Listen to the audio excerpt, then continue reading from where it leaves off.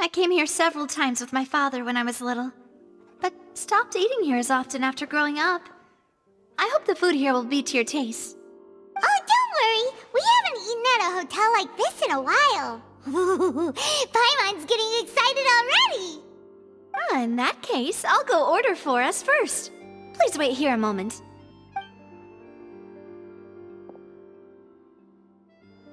Ooh, everything looks so good. People in Fontaine sure know how to enjoy life. Why, of course. Go ahead, try whatever you like. If the food's good, I'll make a group reservation for the rest of Spina di Rosula next time. And if it's not? Well, then I'll still bring everyone. Albeit with only one dish per table. You, sure have your own way of doing things. Oh, we called this a farewell meal, but we could also treat it like a victory feast, right?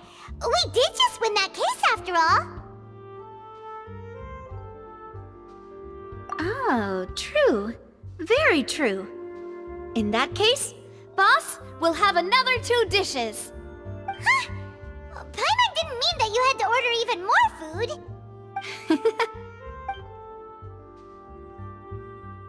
Speaking of cases, do you think that the mastermind behind the serial disappearances will get caught soon now that this has all happened? Well, we've certainly taken a big step forward, but I feel that's about it. We know that there's an organization that means to dissolve these young women, but we still don't know what they are really after. If it hadn't happened right in front of us, Paimon wouldn't have ever believed that a person could be dissolved like that. Right? Yet it was because this was such a preposterous notion that the investigation could never really move forward before. Ugh. If only that guy could have finished speaking! We were so close to hearing who was behind it. In such investigations, even the smallest step can seem like a yawning chasm if the trail of clues is cut off. To be honest, I don't have high hopes for any follow-up that the authorities might conduct. It's not that I don't have faith in their ability, it's just that a different perspective is required in some matters. It's easy to guard against and deceive a single narrow perspective. A shift in thinking is required at such times in order to produce a breakthrough, which is exactly why the Spina di Rosula exists. Those highfalutin folk are not all-knowing. That's why we exist. To seep into the cracks where filth falls through, where their watch fails them. That's the kind of problems we solve. Seems Paimon thought things were simpler than they actually are. It's all right. Well, this was supposed to be a farewell meal, so I doubt you have further interest in this business, right? Let's talk about something else. Like, what are your future plans?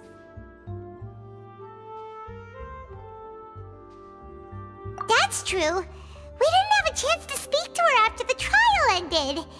It didn't really seem like the right time or place to do it anyway. I see. So, your primary objective, which has been foiled so far, was to have a chat with the Hydro Archon. I've heard that there's a long line of people waiting to meet Lady Farina. I suspect you'll be waiting for quite a while, considering that you missed your chance today. Yeah, we've heard that she's super popular here in Fontaine, and that it'll be tough getting any of her time. Well, would you consider some more, unique ways? Perhaps even methods of, let's say, questionable legality? Guess that's Spina di Rosula's boss for you. Chock full of sketchy ideas. Well, what did you have in mind? Well, one way would be to infiltrate a performance troupe at the Opera House, only to abandon your act at the play's climax and ask to speak to her after the performance. I'm sure Lady Farina would be eager to see the ending, and would agree in order to finish watching the play, don't you think? Could you suggest something a little more practical? This plan seems pretty hard to pull off. We You'd have to go learn how to act, and acting's really hard. Alright, here's another. Find a way to conceal yourselves under her bed. Then, wake her up in the dead of night and demand answers. Don't let her go back to sleep until she answers all your questions. I can personally testify that this one works. When I'm sleepy, I'll do anything as long as I can finally get some sleep. That might work, but that's not really the problem. The problem is we don't want to get ourselves arrested. Ah, valid point. I overlooked that part. I was just thinking about leveraging a person's desire for sleep. All right, no more joking around. Perhaps you could... Oh, I don't know. Cut the line when she's on a break. You did defeat her in court, clearing citizens of hers from false accusations. False accusations she had nearly upheld personally. I imagine that she feels quite ashamed about the whole thing. You mean that if we catch her while she's on a break, she might be too embarrassed to refuse? Oh, that does make some sense. Why don't we give it a try after this meal? You know, strike while the iron is hot and all. Huh? Paimon, did you drink my Fanta? Was this your drink?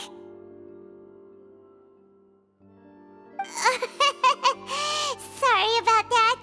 Paimon wasn't really paying attention and the cup was right next to Paimon. Would you like to order another? No, it's fine. We're just about done here. Alright. Honestly, Paimon wouldn't recommend Fanta anyway. It tastes kinda salty and icky. Is that so? Huh. Well, in that case, we'll have to blacklist the Fanta here then. If we're all finished eating, then I'll go pay. Yeah, we're stuffed. Thanks for the treat, Navia.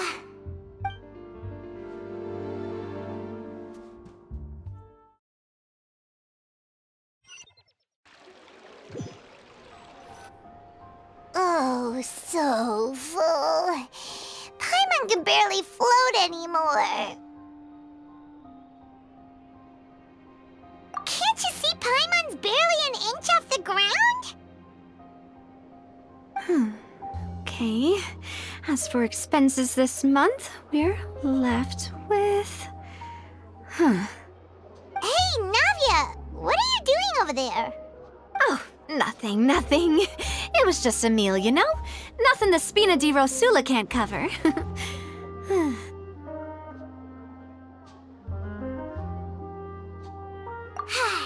Let's get ready to try to meet the Hydro Archon again.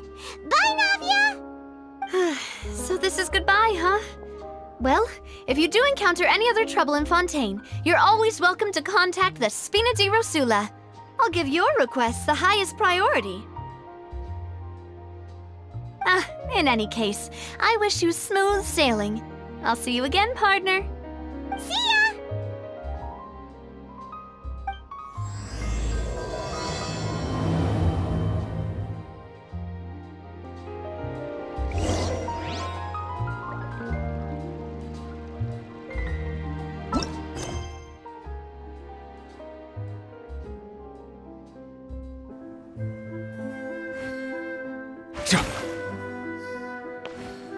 Silence!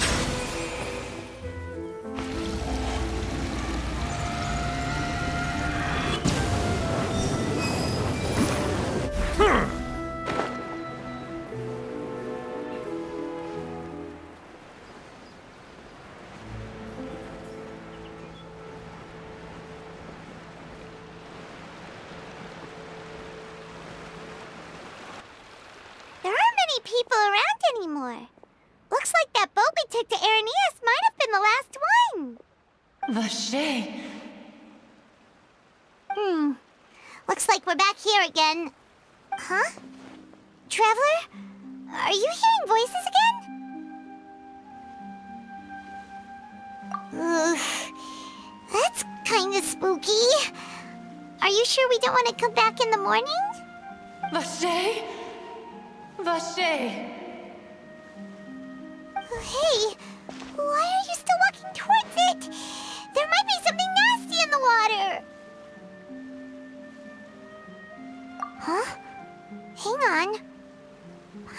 kinda hear a voice. It's calling for Vacher, right?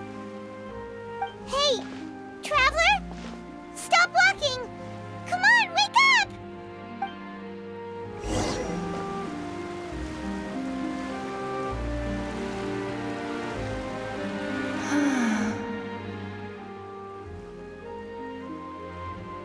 Vacher, are you my dear Vacher? No, wait.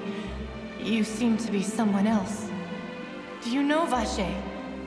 Do you know where my love is?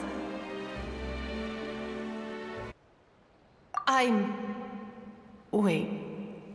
Who am I? I'm very sorry. I fear I do not know. My memories feel like they have been washed away like a flood. So many fragments dissolved amidst the tide, never to be recovered. How much have I lost? How many things that I once held dear while on land have I since forgotten?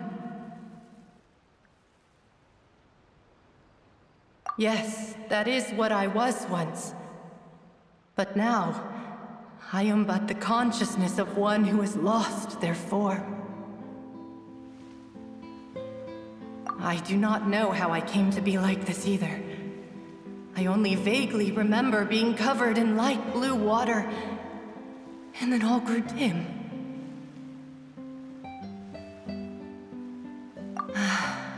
I also remember going to many places. I loved adventure, loved exploring places of peril. No matter where I went, Vacher would go with me. I knew how dearly he loved me, and I also loved him equally as much. But now, we can no longer go back. The pain of such parting, I never knew how heavy it could be.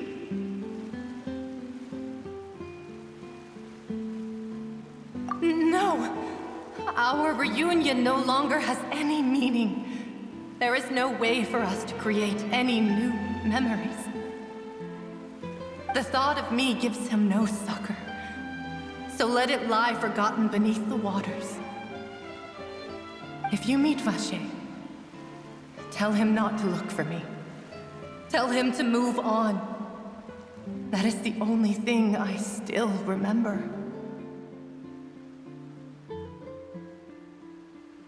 Perhaps that is so.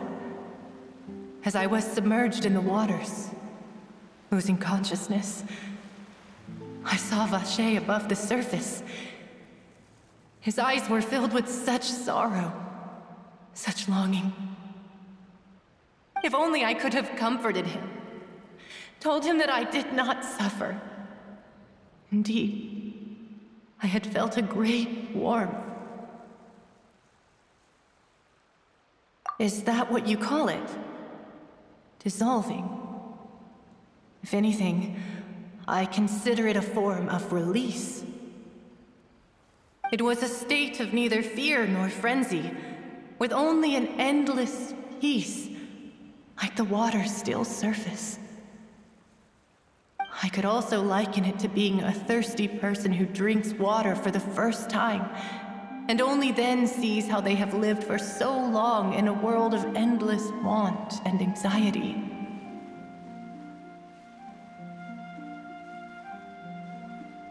I think I hear your companion. It's time for you to go, I think. Farewell, then. I am glad that you were able to sense my presence. Remember, if you see Vacher, tell him not to seek me out any longer.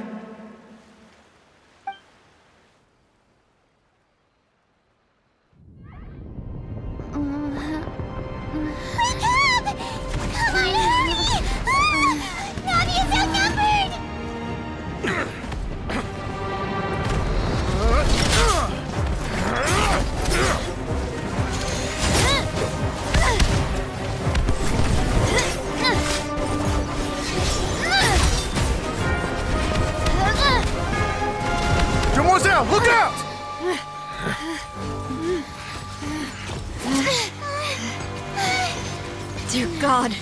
It's a whole army of Gardamex.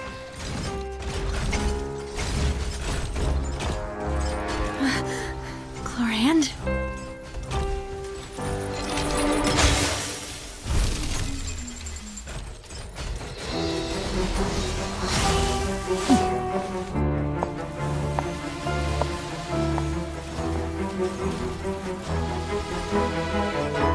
Quick, now's our chance!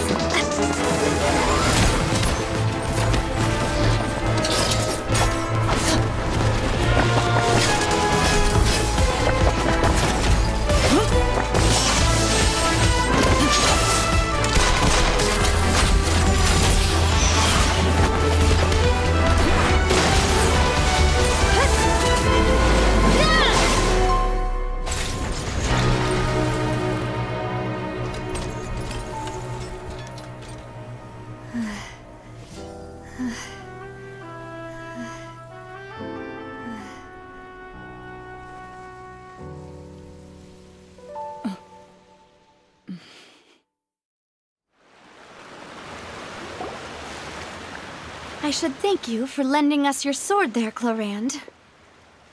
But before I do so, could you explain how you managed to show up here? I followed you. It seemed to me that danger has followed you more closely as of late. I believe that following someone without their knowledge is actually called stalking, is it not? Mr. Callus's last wish was for me to ensure your safety, and I will not betray his trust. He would do the same, were he alive today. Do not speak of my father! Sorry, demoiselle. I was not strong enough. Thank you for your aid, Miss Clorand, but do keep an eye out for your manner of speech. I believe we all wish to avoid unnecessary emotional harm. Sorry, I did not consider your feelings. Whatever. What else do you know? How did you come to the conclusion that I'd be in grave danger? I doubt I know much more than you, but I believe that the mastermind behind the serial disappearances is very powerful. Your performance tonight will almost certainly attract their attention. I'm sure they've known about me. To be honest, I'm shocked it's taken them this long to act against me. And what about these Gardamex? I thought only those associated with the Maison Gardiennage could control them. None of these mecha have serial numbers. I was sure to check a moment ago. They are not the ones used by the authorities to enforce the law. I can only conclude that some powerful or wealthy party must have obtained them via illegal means, deploying them as a private force of sorts. What? Your point being that they're out of Spina di Rosula's league, then? Yes. Be careful, and do not act rashly. I will continue investigating no matter what. We will bring the truth to light. That's my father's true last wish. Regardless, thank you for your help today, Clorand. But if you get any ideas, tell me first. I don't much appreciate being followed. I do not think that they'll strike again anytime soon. So I shall stop following you. Good day, all.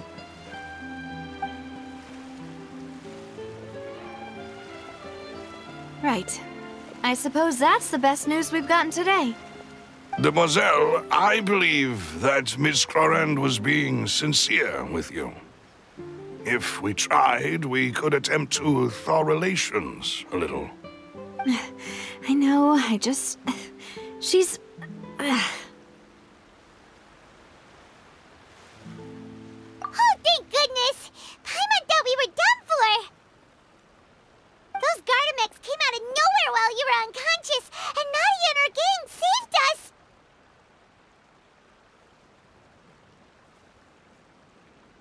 Oh, and there was that champion duelist named Clorand who came out to save us too! We got lucky there.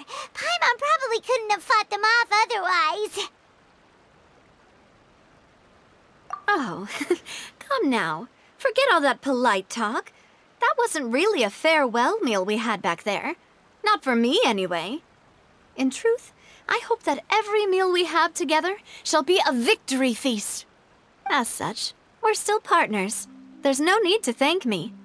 It will take 50 years for me to match Demoiselle's magnanimity. If it were me, I would have joined the Spina di Rosula on account of her goodwill long ago. All right, you two. That's enough. Actually, Navia, how did you know that we were in danger? You sure did show up in the nick of time. Well, to be honest, you're the one who tipped us off, Paimon. Huh? Really? Paimon contributed somehow? Ooh, Paimon's even more amazing than she thought! Yes, all thanks to you grabbing my drink by mistake. How did that help? After we parted ways, I was on the way back to one of our bases when I suddenly thought of what you said. That the Fanta tasted kind of salty and icky. Fanta only comes in sweet flavors, so how could it have tasted salty? The color of the drink, if I recall, had also been a bit off. So the Fanta had been spiked with water from the primordial sea? Yes. So, if you hadn't drunk that cup for me... Spina di Rosula is preparing the grandest of awards for you as we speak for saving the boss. Huh? Really? I sent people to Hotel de Boer to investigate, but whoever did this left no trace at all. That's when I figured out that you might be in danger and hurried here as quickly as I could.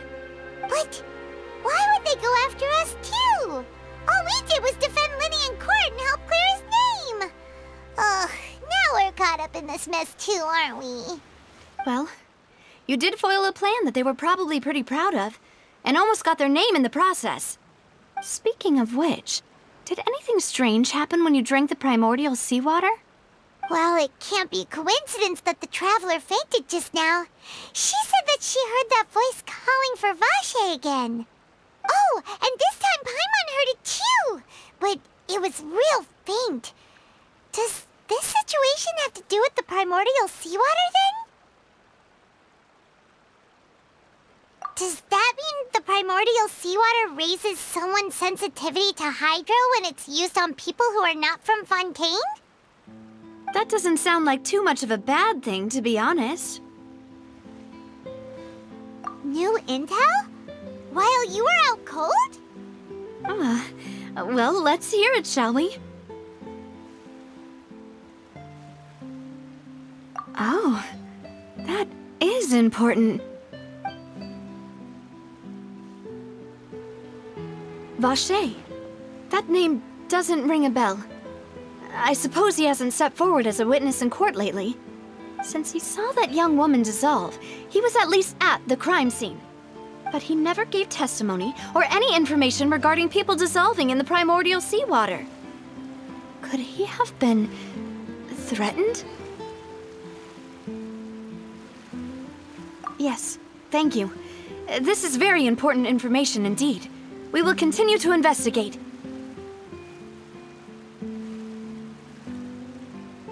Oh, you mean you'll help us investigate?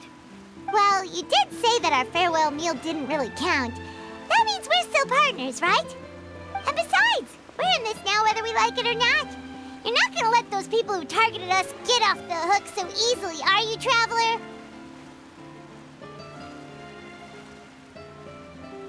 Demoiselle, do try not to look quite so pleased. You are the face of Spina di Rosula, after all.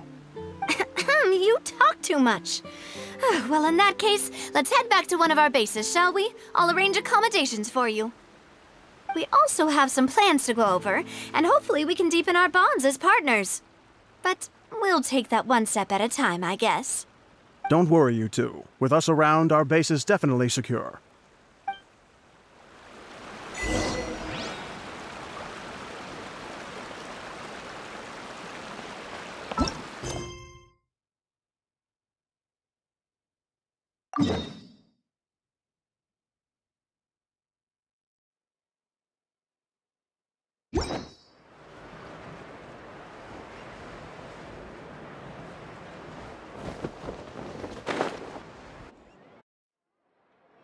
It's right up ahead, but let's make sure we weren't followed first. I've been keeping watch, Demoiselle. I haven't spotted anyone suspicious thus far. Very good. But let's not let our guard down for now. I shall find rooms for our respected guests. Thank you, Malus. Now, let's continue, Traveler.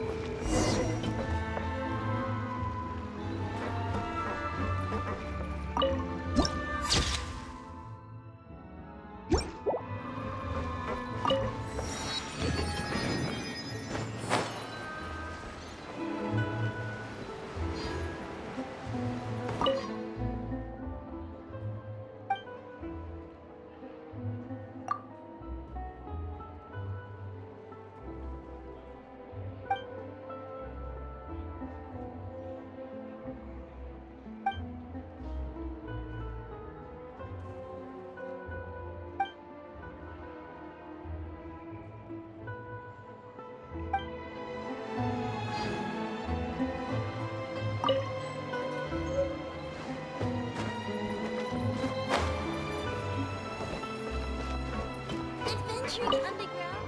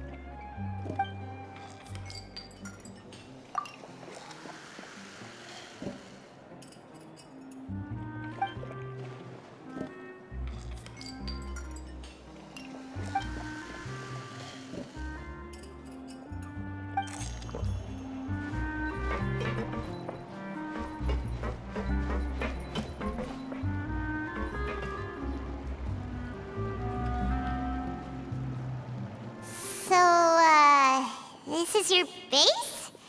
It's not quite what Paimon imagined. Your accommodations have been arranged. Under the present circumstances, I can confidently say it's the best we have. Well, our funds have been a little tight lately. After all, we don't allow illegal or unethical profiteering. In fact, our funds often come from citizenry who support us. Seems like it's tough times for everyone. But if you have the support of the people, that does sound like it's worth it. To be honest, our financial situation was a lot better back when my father was in charge a few years ago. I'm afraid I'm not quite his equal. Your father... he was the previous boss of Spina di Rosula, right? How did he... Demoiselle, if you'll allow me to explain. No. I'll explain it myself. I suppose I couldn't run from this topic forever. And as partners, this is something I hope they can understand. My father's name is Callus. Yes, the same one they call Callus the Unfaithful in the streets. 3 years ago, he was accused of murdering his own friend. But he chose a duel to defend his honor instead of standing trial. He died in the duelist's ring. Oh no. But I do not believe my father was a murderer. I'm sure he was set up. At the time, I believed that if he only stood trial and was duly investigated, something amiss would crop up and prove his innocence. But strangely, he not only requested the duel himself, but rumor has it that even after being seriously injured, to the point where he could be deemed as having lost the duel, he refused to surrender, determined to die in the arena. 3 years later, I still don't understand why he did that. How could he protect his honor if he's dead? If anything, he gave up his chance to defend himself. The closest piece of info I have is that my father had been investigating the serial disappearances case at the time of his death. Ah, so that's why you're so determined to get to the bottom of that case. That's right. I've also tried to investigate the murder my father was implicated in, but I haven't found a single new clue in my countless reviews of the investigation records. However, I believe that if the murder case is related to those behind the disappearances, they must know something. I must know what really happened. Was my father coerced? Framed? Even if he really did kill his friend, I must get to the truth. If only he'd been more open with me when he was still alive. He even hid the fact that my mother died due to complications when giving birth to me. And now, here I am investigating his death. You really are a handful, aren't you, Papa?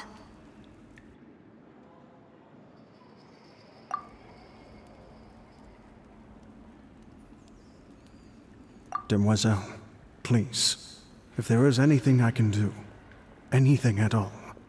I also will never believe that Master Callus murdered anyone. There are none whom I respect more than the two of you, Demoiselle. Master Callus did so much good in life, yet all it took was one murder case for him to be dubbed Callus the Unfaithful. Even our supporters decreased greatly due to that incident, hence our strained finances at present. Wait, if Callus was such a good man, wouldn't people at least be a little suspicious when he was accused? No. Perhaps people just revel in that kind of drama. It's not something exclusive to people from Fontaine, really. Everyone's like that. People love watching the evil turn over a new leaf, but they also enjoy watching good people fall into an abyss from one slip-up just as much. But how could...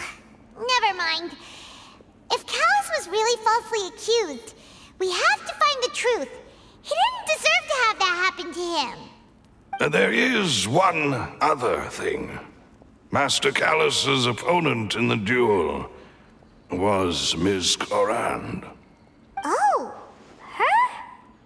Well, then, isn't that as good as saying that she was the one who killed him?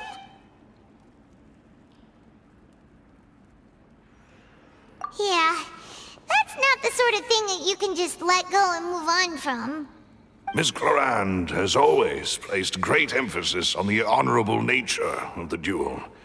If her opponent doesn't yield, she will not stop either. She knew Master Callus beforehand and greatly respected him, but seeing how he was resolute in the arena, there was only ever one choice she could have made. It's not that I don't understand her at all, but I I just can't deal with this yet. Don't worry, Navia. Paimon knows how you feel. You don't have to force yourself to do that. Afterward, Miss Cloran told us that at the start of the duel, Master Callus requested that she ensure Demoiselle Navia's safety. Yes, that is our understanding as well. Oh, Papa. What madness drove you to ask the person who killed you to take care of me? All right, anyway, that's the information I wanted to share with you. Even if it did sound like I was just complaining towards the end.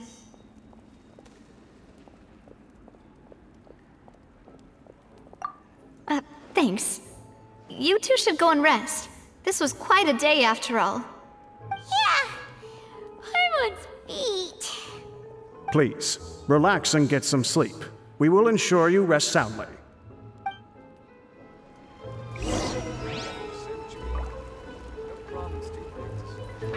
Whether it be responsibility for Spina di Rosula or Master Callus's death, it all landed on Demoiselle's shoulders so suddenly. This won't do. I must become stronger.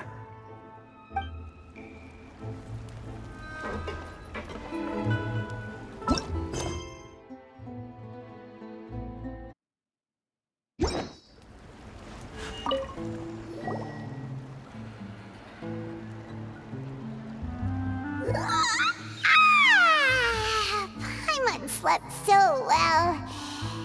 This place feels almost too safe. Huh? Navia? Where did the other two go? I sent them back to Poisson. It's Spina de Rosula's place of origin, and where we have our headquarters. There's not much for them to do here at the moment. Paimon gets the feeling that you're just trying to get them off your back. But never mind that. When did you get back? Were you waiting here the whole time? No, I just returned after going out for a while. I did some investigating yesterday regarding the name Vache. Wait, so you didn't sleep at all? How could I after having such critical new evidence appear? Guess Paimon wasn't speaking for everyone just now, huh? Unfortunately, this name seems to have been wiped from existence. It doesn't seem to have a match anywhere. I suspect that those behind this have already taken steps to hinder an investigation from this angle. But that does prove that this Vache person is a key witness in the incident. Does that mean we're too late, though? No. There is one ray of hope. One place in Fontaine that they would find almost impossible to threaten, no matter how much they wanted to. And that is the archives kept by Chief Justice Neuvillette. A place where detailed files on all the cases in recent years are kept. If the Oceanette you met is one of the young women who went missing recently, we should be able to find some related information there. So Neuvillette maintains an archive of case files? Whew, guess that's the hard-working Chief Justice for you. In that case, let's go talk to him, shall we? Aren't you coming along, Navia? Did you get tired? No, it's nothing. Let's go see the Honorable Chief Justice.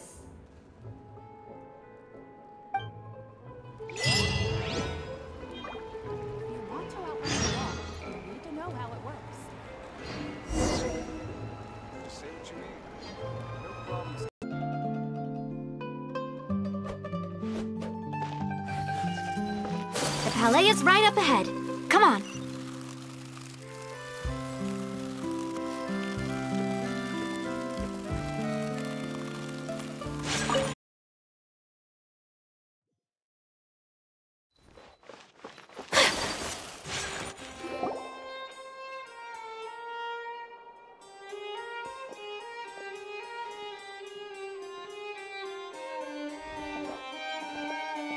Halt! Please state your business here. The Chief Justice is presently occupied with official matters.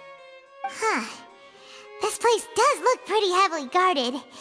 Guess that proves that Neuvillette's files are really secure. Hey, don't you recognize us? Huh? Who are you? Just to be clear, I don't care who you are or who you might be related to. Our rules make no exceptions. See? They've got great discipline, too. Yep, Paimon can tell. If you're here just to crack jokes, I can point you towards the exit. Unlike some, we're busy, so please leave if you don't have a reason to be here. No. What I meant to say is, shouldn't you remember us from a few days ago? We were at the trial of the great magician Linny. Oh, yes, I remember. I read about it in the Steambird. You must be Linny's attorneys. It's all coming back to me now. We're here today to report and archive some information on a follow-up case. Huh, is that even a thing? Of course. Don't worry. We're here on official business. You can trust us.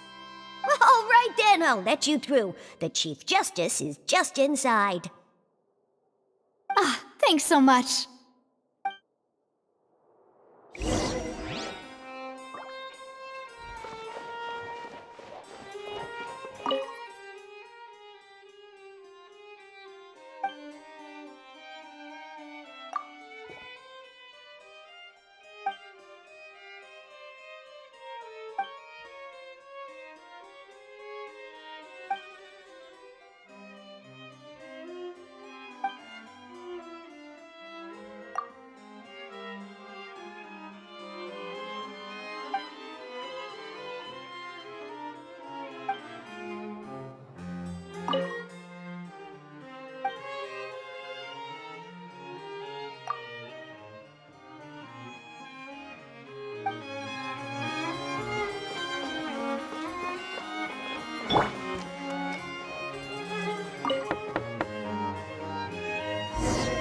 Please come in.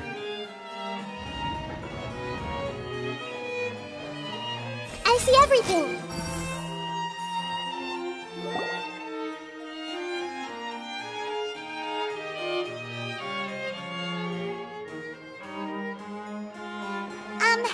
Sorry to barge in, Monsieur Nervalet. We only lied to get in because we didn't know any other way. It's all right. Please let me know how I may be of assistance to you. So you're not mad at us? We're looking for a man called Vache. He may have been an eyewitness in the serial disappearances case. If we can find him, we may be able to unearth some key information on the case. Ah, I see. In that case, please wait here a moment while I browse through the files.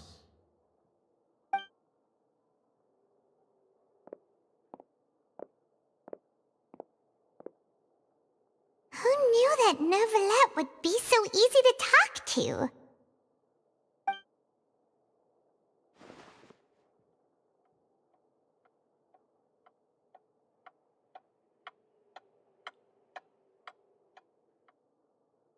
Unfortunately, I'm quite certain that no one by the name of Vache has been involved in any case, criminal or civil, in the past several years. There are no records of him either in the files or in my memory. Traveler, what if it was really just a dream? Is that so? All right then. Thank you so much, Monsieur Neuvillette. We'll take our leave now.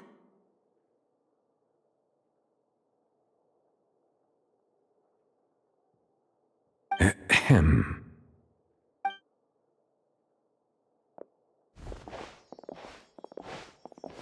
Miss Navia, I can understand how you feel. Your father, Callus, was a truly exceptional man. We deeply regret his passing.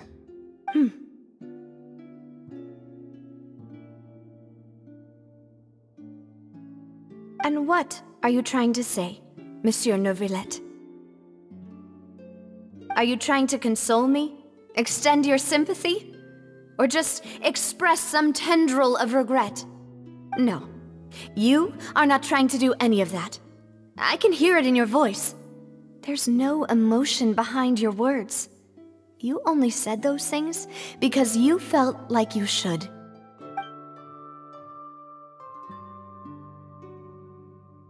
It's just like last time. After my father took his place in the duelist ring, I pushed through the guards to talk to you as a last resort. You even told me then that you thought there was something fishy with the case, yet you still allowed the duel to go ahead. In your eyes, the value of a human life is nothing compared to those cold laws you hold so dear. If you truly regret my father's death, then why didn't you call a stop to the duel? Why didn't you give me the power to stop him from throwing his life away? Why did you just let him die, despised and hated by all? Everything was hanging on a thread at that moment.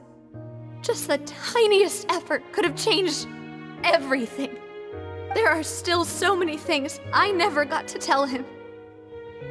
So many questions he still owes me answers to. If you really have no heart, then just look me in the eyes. I, Navia, will show you the true meaning of regret. I'm sorry, Miss Navia. You and my father are truly alike. You keep all kinds of things in your heart and never say a word to anyone. It's not so much that you can't feel, but that you would never express anything. Oh well. In any case, everyone already knows full well the apathy of the Chief Justice. My apologies for taking my emotions out on you, Monsieur Chief Justice. Let's go, Traveler and Paimon.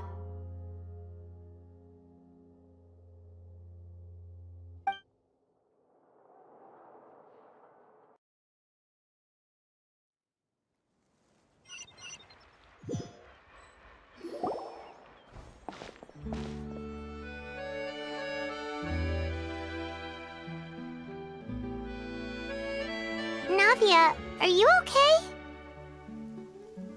I'm fine. Rain.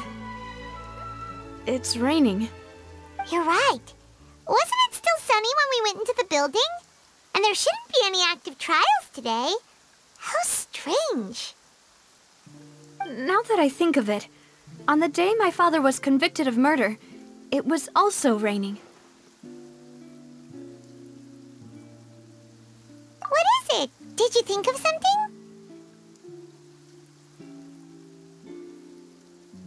Yeah, he was outside. It was uncovered and the rain could fall there. Why? Do you think the rain could have affected the crime scene? That thought has occurred to us before. We've even expanded the search area to try to account for that, but didn't find anything of value. Oh? Wait. You don't mean... So you're saying that the true murderer could have been turned into water and then got washed away with the rain? Yeah, and if that's what had happened, then no one would have believed your dad, even if he explained what he saw to the authorities. I really think I found a true genius for a partner. You're completely right. How did I not connect the dots earlier? All right, let's go to Poisson. With this new lead in mind, we'll get to the bottom of my father's case for sure. Yeah, we're gonna make progress for sure this time. Do you want to go with me now? Or do you want to head over by yourself later?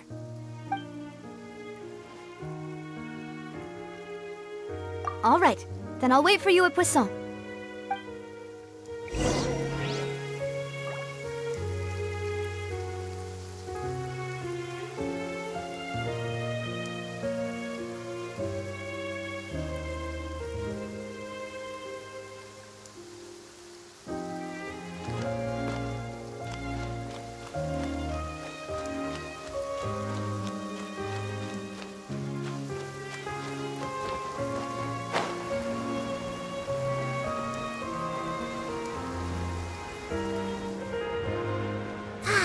The weather is lovely and warm. Things are about to start getting lively again.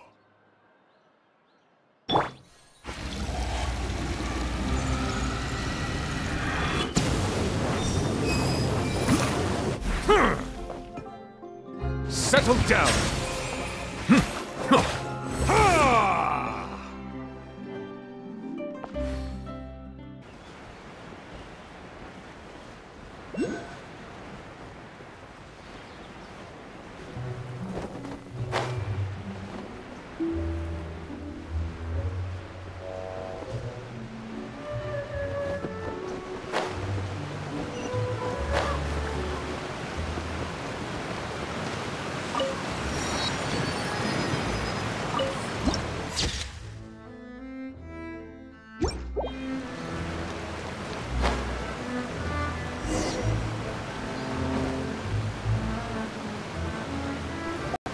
Whoa! What a huge ship! Why would a ship be anchored at a place like this? There's no need to be so surprised. While it may look like a ship, it's actually Spina di Rosula's headquarters. My father was the one who asked for it to be built like this. Perhaps our taste in exterior design is the only thing we occasionally had in common. A gigantic and glamorous ship embodies discovery, opportunity, ambition, and conquest. It symbolizes Spina di Rosula's bright and limitless future. And Paimon thought you were bluffing when you said Spina di Rosula had a glorious past. Paimon was confused why a group with such a history would live in the sewers. But now that Paimon has seen this ship for herself, she's been convinced. Well, Poisson is where Spina di Rosula began, after all. It's our main base, our home.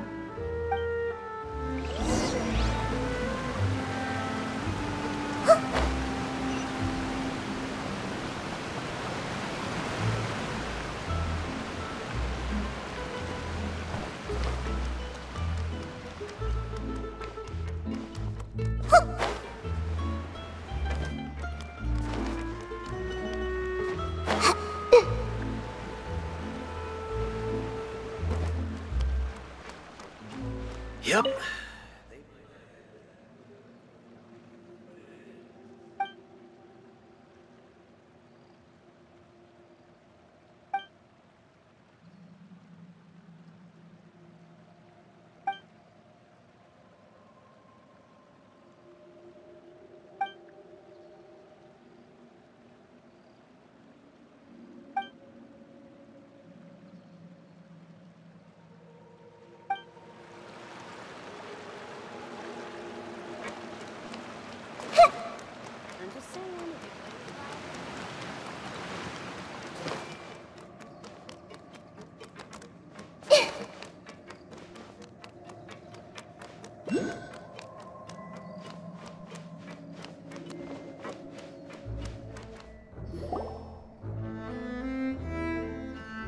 Melus, we're back! Apologies for the wait, demoiselle, and our most important partners. You said before that you still had some business at the court. What brings you back to Poisson so quickly? About that. It's because my partner here reminded me of something really important. You see, what if my father's case had something to do with water from the primordial sea? You still remember, right, Melus? On that night, it was raining? Yes, the case was quite similar to that of Mr. Linney's. Both were what you'd call impossible murders.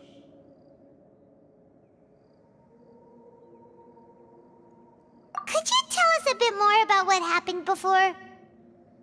Yeah, of course. Many years ago, something called synth began to gain popularity in Poisson.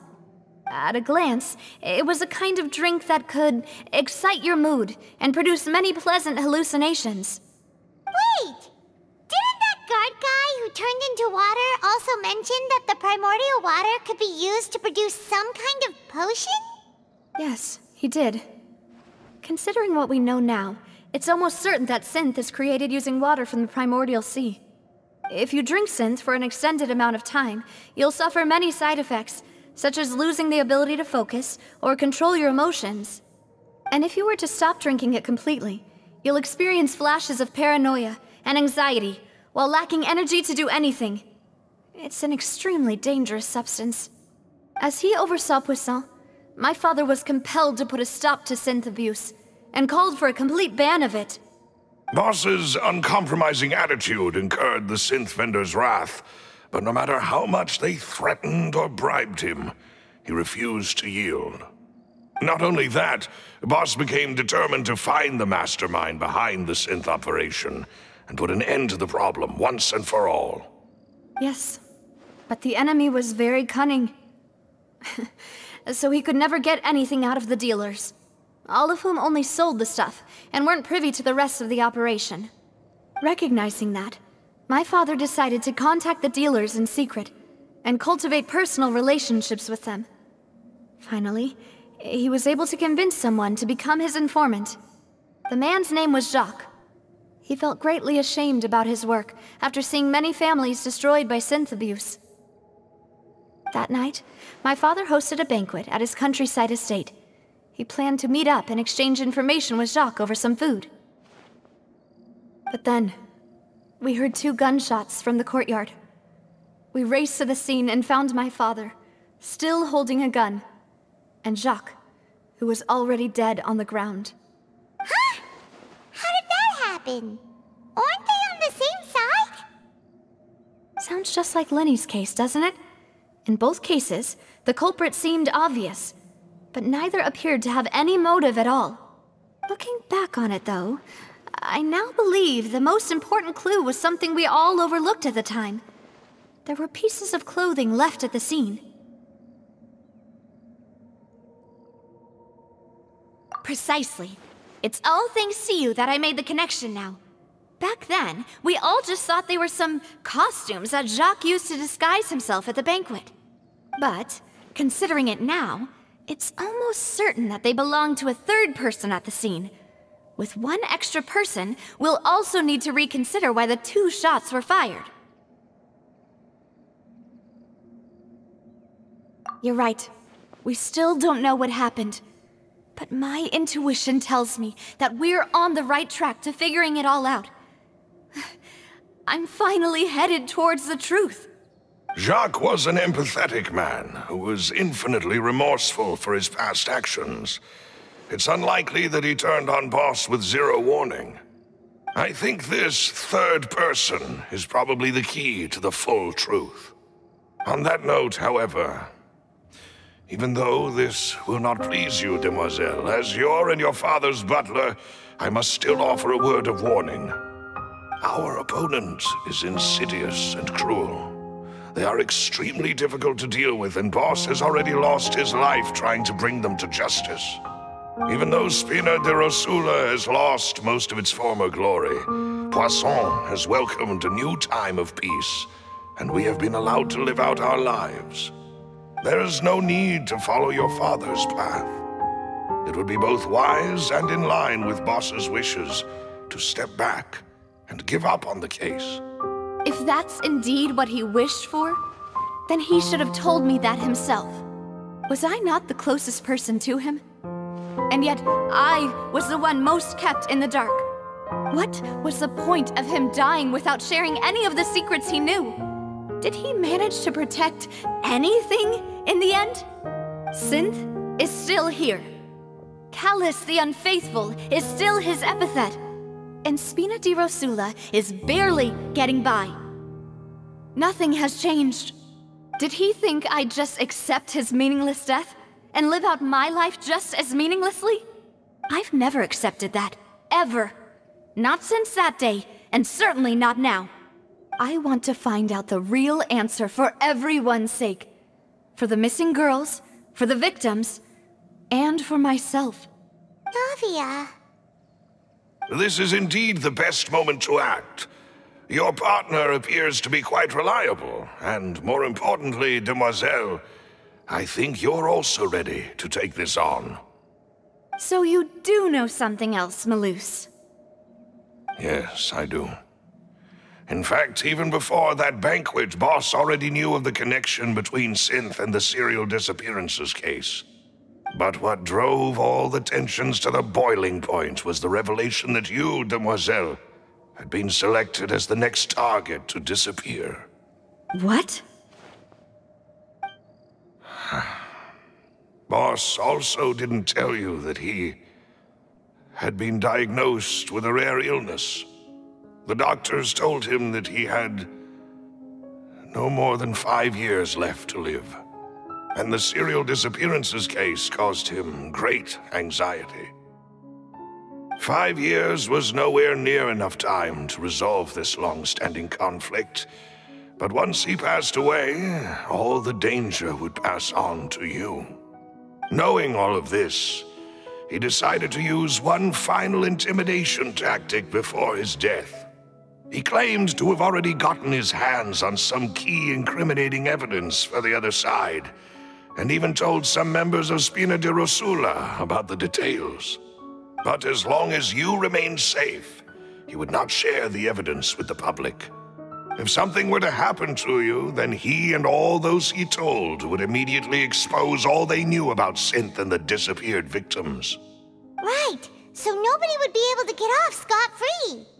As we've seen, Boss's tactic has worked. Even though Boss has been gone for a long time, the other side has not tried to take Demoiselle's life.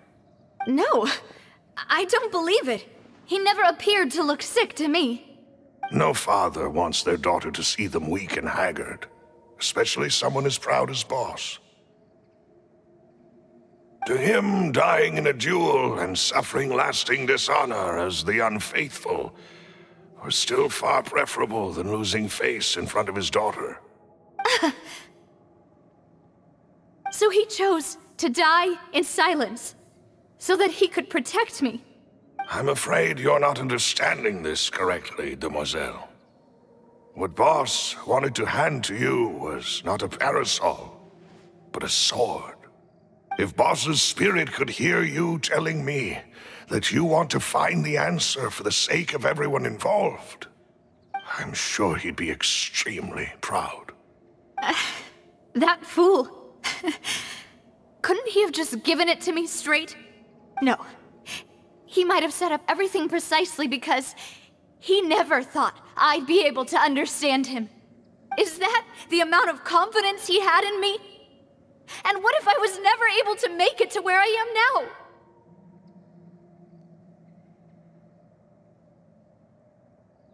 Yeah. I suppose that's true. With the way he'd set things up, if I had wanted, I could have just lived out my life without a care in the world. But thankfully, he rarely talked to me about complex matters, and thus understood little of me as a person. In this case, he really didn't need to give me an easy way out. Malus, what was the key evidence that he shared with you? It's the location where Synth is produced.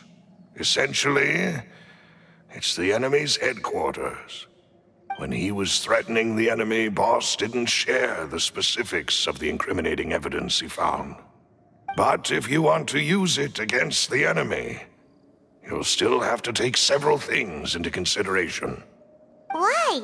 If we know where the place is, can't we just go storming in? You mustn't forget that we're fighting against a mysterious and dangerous organization that's been in operation for decades.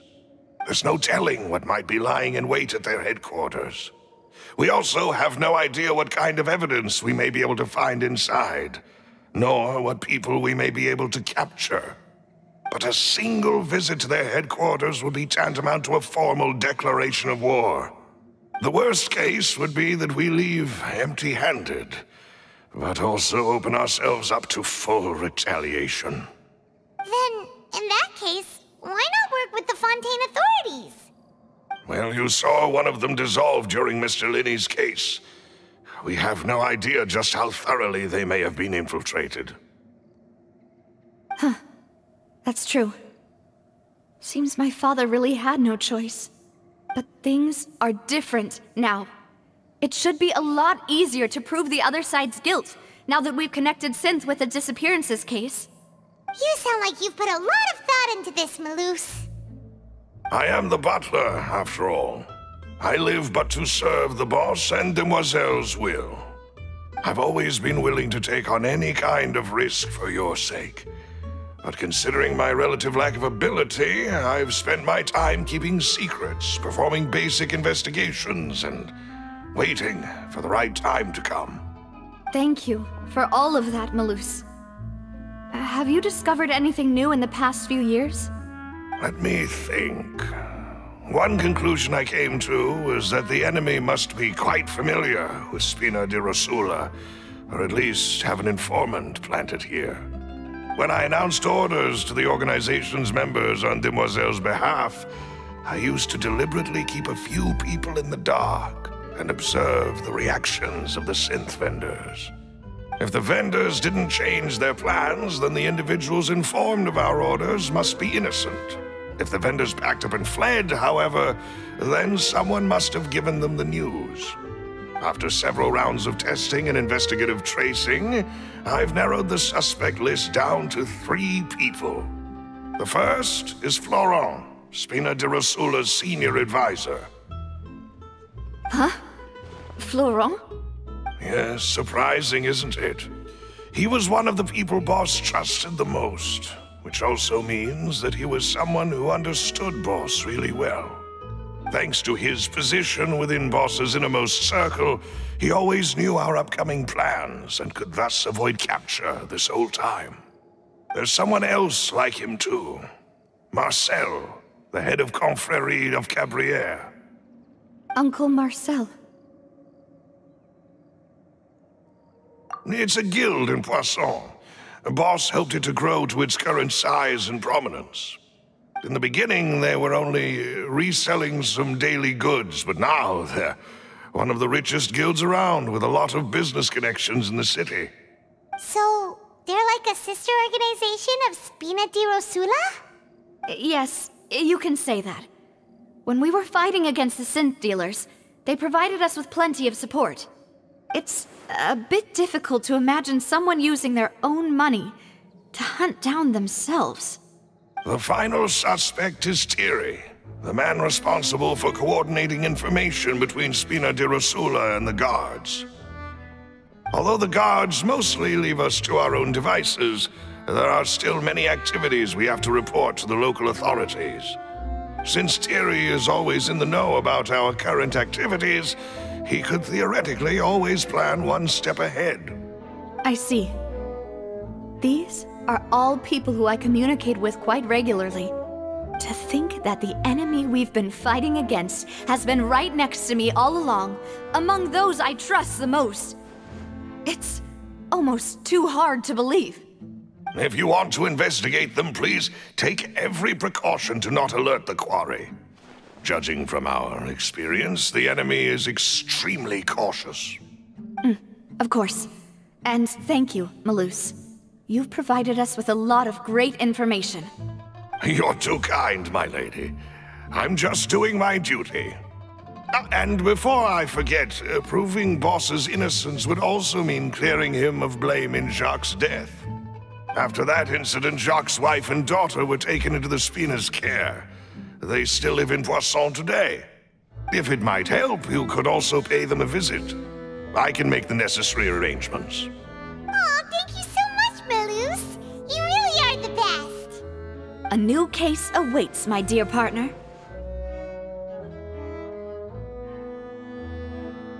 I hope we can work together to uncover the truth and end this case once and for all.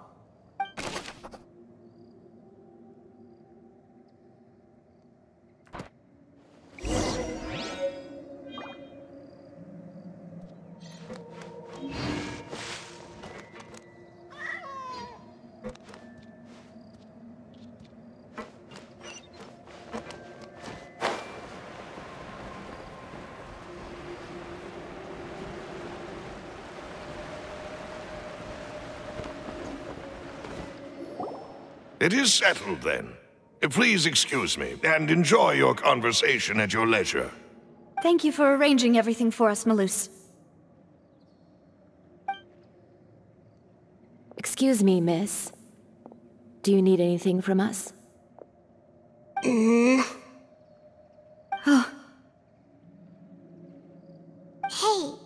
Navia's all quiet. This isn't like her at all.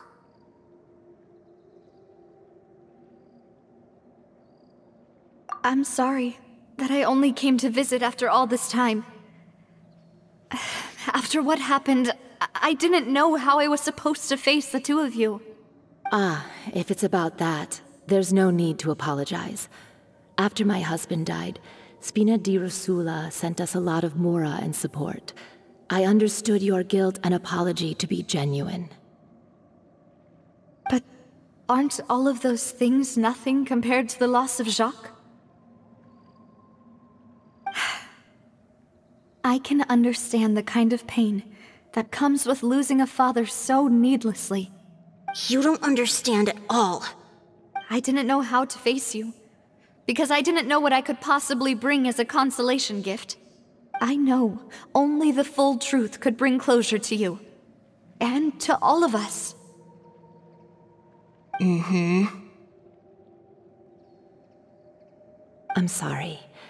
I appreciate the sentiment, but you don't have to carry all that guilt.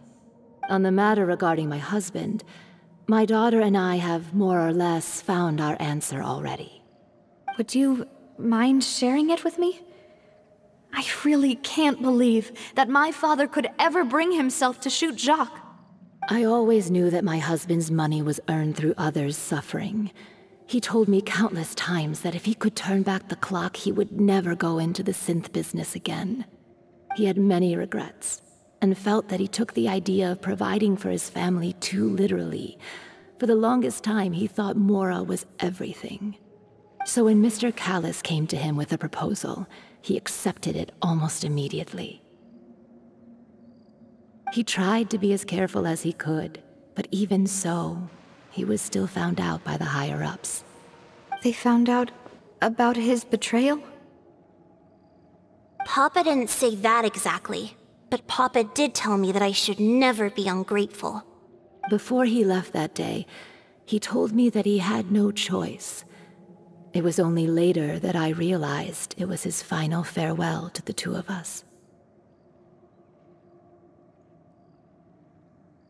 I don't know that for sure, but you could say that's the conclusion I eventually came to. Which is why I'm the one who should feel guilty. Callis had always taken great care of us, both when he was still alive and after he passed away. Even if he fired the shot that killed my husband, it was likely in self-defense. It is impossible for me to hate him for what he had done. But Mama, why is Papa still the bad guy if he did the right thing? Papa always wanted to be a good man, so why did he have to do a bad thing in the end? Well, things aren't always as they seem. You still feel like your papa was a good man, right? Yeah, Papa was a really good man. The best in the whole world. Then you should hold on to that. If a good man had to do a bad thing, then he must have had his reasons. Regardless of whether he left you a parasol or a sword. He must have done so to give you a better life. Oh. Thank you for everything you've told me. I will definitely find the truth. The current state of things is not something I'm willing to just sit back and accept. Thank you. I'm very grateful to hear this from you. Even though your personality is quite different from your father's, your determination when you speak is really similar. You really think so? That's the first time anyone said that to me.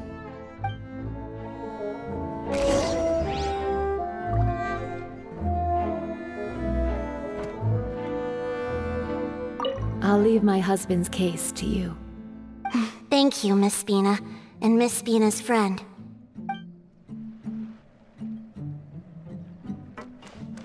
Are you okay, Navia? I'm fine. Don't worry. Let's investigate the 3 suspects next. Florent should be nearby, and we should be able to find Thierry and Uncle Marcel in the city. I'll get myself together on the way, so please don't worry.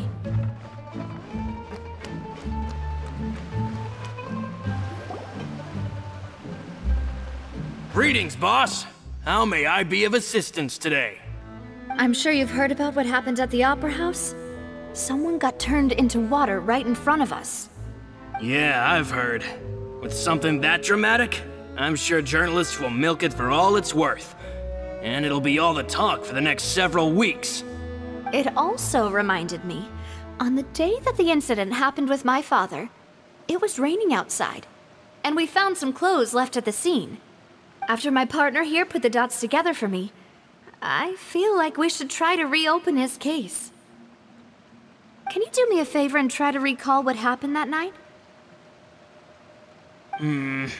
Let me think. Mr. Callus was feeling pretty upbeat that day.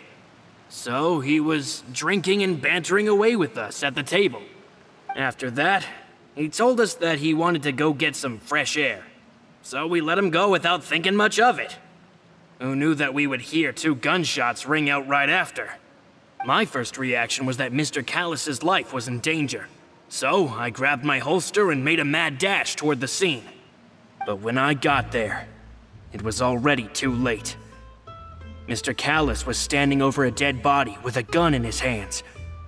All we could do was look back and forth at each other, not knowing what to say. So you also remember 2 gunshots then? Indeed. The guard said that the first shot didn't hit anyone, while the second killed Jacques. But I've never really bought that explanation. Reason being, Mr. Callus had left his gun on the table. I even made sure to confirm that before running to the scene. But according to the guards, that doesn't mean he couldn't have had other guns on his person. About the clothes left at the scene that you mentioned, do you think there was a third person there who was turned into water?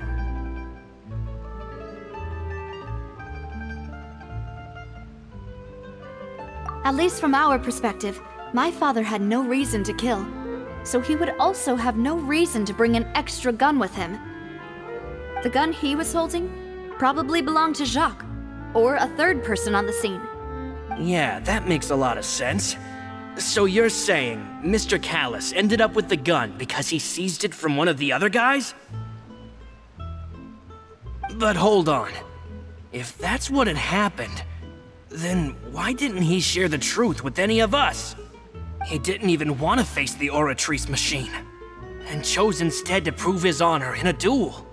Did he lose all faith in the courts after seeing someone dissolve right in front of his eyes? About that, Malus told me a thing or two.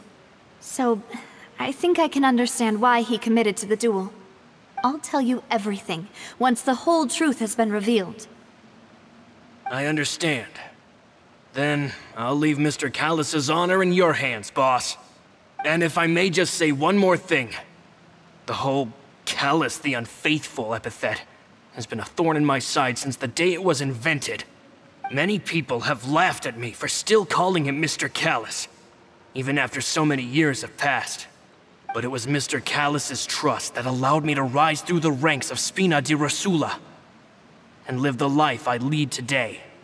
No matter what others might say, he'll always be the man I respect the most. And he'll always be my boss. Don't worry. I will definitely find the truth. You and all our other comrades at the Spina deserve to know the truth as well.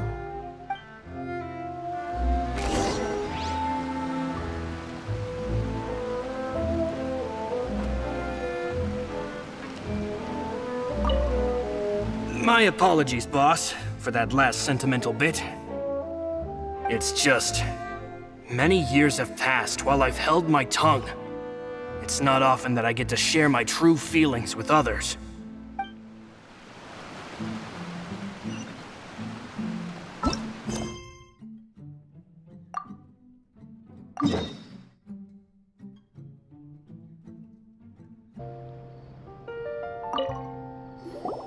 Hey, Thierry, it's me.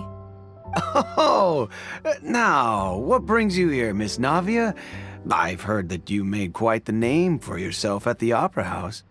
Oh, so you've caught news of that already. Oh, okay. Hey, I'm also a member of the Guards, you know.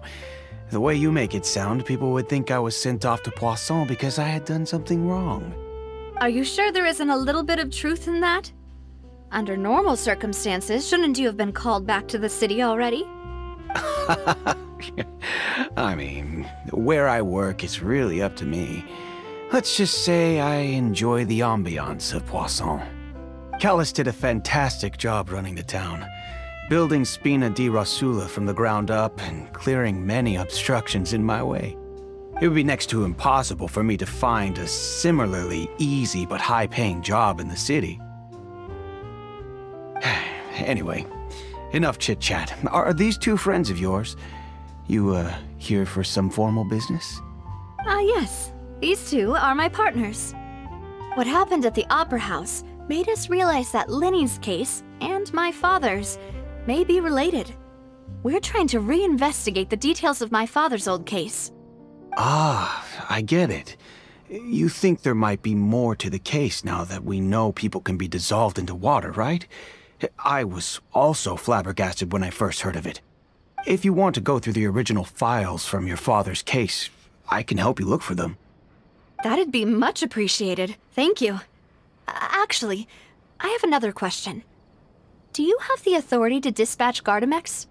Of course. Without them, I couldn't possibly handle Poisson on my own. Why do you ask? We definitely can't use them to forcefully get more evidence for your father's case. Well, you see, just recently, we were attacked by a horde of unnumbered Gardamex in the city. So, if you hypothetically wanted to do something against me, all you would need to do is get rid of the mecha serial numbers and send them after me. Then you think too highly of my abilities. Dispatching mecha is very different from controlling them. If I had to make an analogy, when you order a dish, the chef will make it for you. You can ask the chef to cook, but not to massage your shoulders or carry your baggage. If you try to make unreasonable demands, the chef would just think you're out of your mind and ignore you completely. The same goes for me and my Gardamex. Removing a serial number is also not as easy as you might think. There are a lot of complex steps to it, and it's almost impossible to keep it a secret. So I can promise you, those mecha were definitely private units. They're certainly not cheap. So, whoever their owner is must be super rich, powerful, or both. Now that you mention it, though, being in the synth business would definitely be profitable enough to afford this.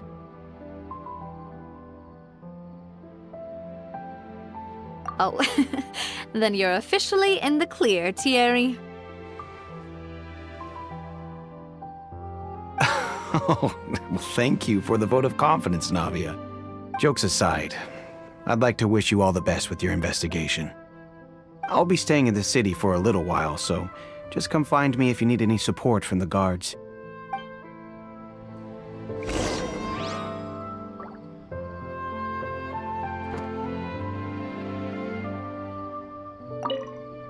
I'll see what I can do for you in Spina di Rosula when it comes to guard stuff, but don't go advertising it to everyone else.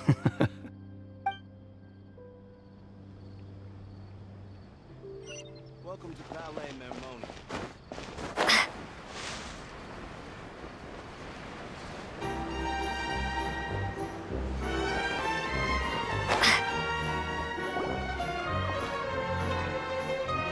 Hello. How may I help you? I'm here to see Marcel. Could you please let him know? You can just say Navia's looking for him. Sure. I will let him know right away.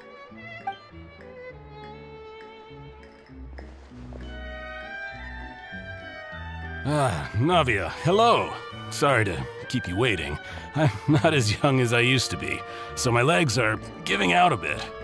Oh, it's all right, Uncle Marcel. There's no need to stress. I just wanted to talk to you briefly about what happened in the Opera House. I'm sure you saw everything too, right? Yes, I've never seen anything so strange.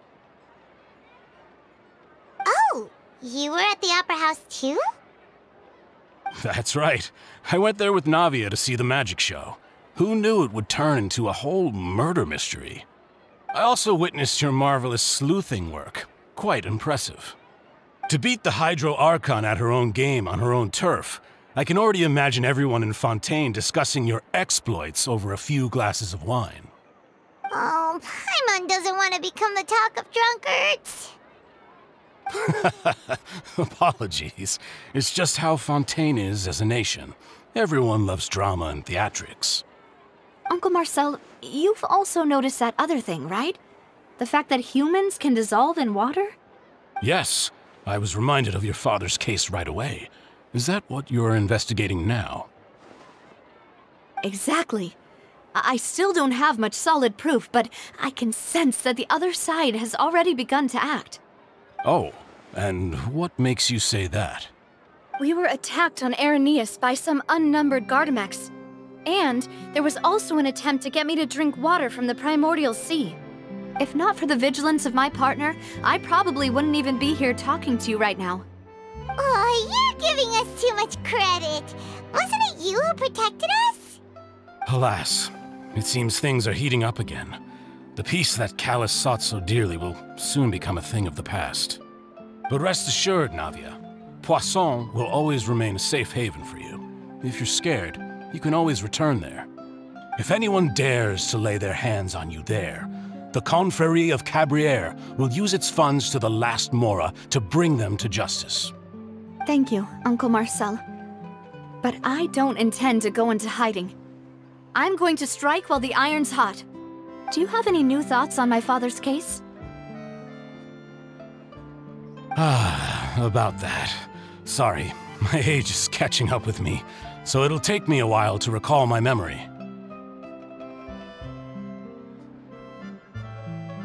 The Confrérie was responsible for that banquet, so I was out and about the whole time making sure things were running smoothly.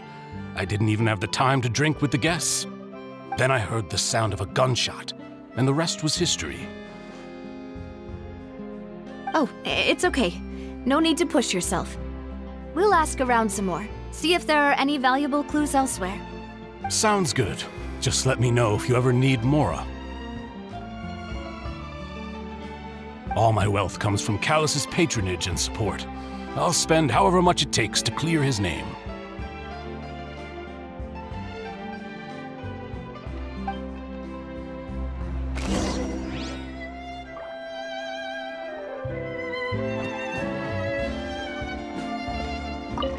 Alas, why do these kinds of things happen to the kindest people?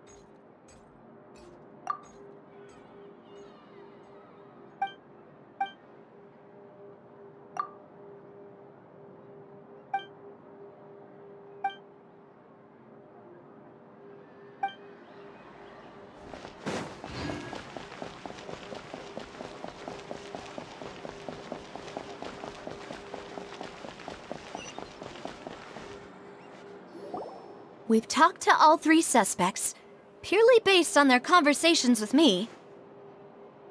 None of them sounded particularly suspicious. I suppose that's to be expected, though. If a single conversation's all that's needed to find them out, then my father wouldn't have needed to investigate the case for so many years. Anyway, even though we didn't make a breakthrough, let's still compile what we were able to find. But where should we start? Ah, you're right! Flora mentioned that Callus probably only ended up with the gun because of circumstance. That makes sense. According to Jacques' family members, he already told them that he had been discovered, and that he had no choice before he left home that day. If I had to guess, he probably received an order from the synth boss to kill my father. Had he refused, he and his family's lives would have been forfeit. So, Jacques fired the first shot? Oh? And why is that? Ooh, that's a good point. Jacques probably already knew that he was just being used as a tool for murder. And once he had completed his mission, he'd be of no more use to his boss. Huh. So, what would make more sense from his perspective would be to turn his back on the Order and seek protection from my father. Makes sense. But without evidence, that's still just a theory. Besides Jacques, the attack from the Gardamex has been bothering me quite a bit as well. It's obvious that our enemy has become more antsy after the secret of the primordial seawater was revealed. Do you think he knew, even then, that we'd follow this lead to the end? Given everything that's happened since, it's quite possible. But who among the 3 suspects would have the ability to control privately owned Gardamex? Florent? It is true that he was closest to my father, and thus had the best chance of learning about his dealings with Jacques. But as Spina di Rosula's advisor, his work mostly deals with personnel and security, so he shouldn't have much means when it comes to finances. So you're saying he's too broke to afford a mecha army? Exactly. He can't. And even if he could, I don't think he would be able to dispatch a whole group so quickly. Thierry, you say? Huh. It is possible that he's figured out a way to convert the Gardamex for personal use. But I didn't feel like he was lying when he was talking to us about the mecha. I also don't think he'd be able to keep that kind of tampering under wraps. Yeah. Had he actually tampered with the mecha, we'd be able to prove it with a simple check of the guard's inventory. If the mecha were taken from the guards, it should be pretty easy to find out when and how that happened.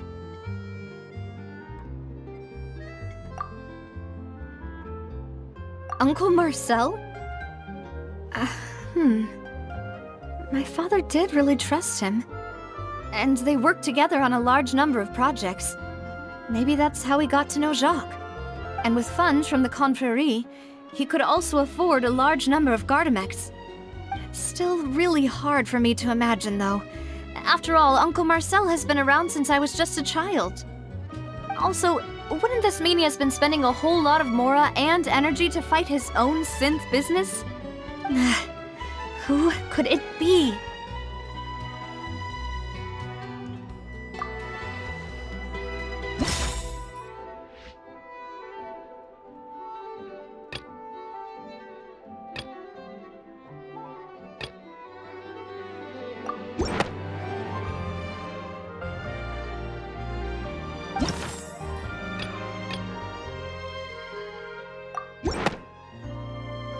You know, if you think everything through, Uncle Marcel is indeed the most suspicious of them all. Could we be missing other suspects?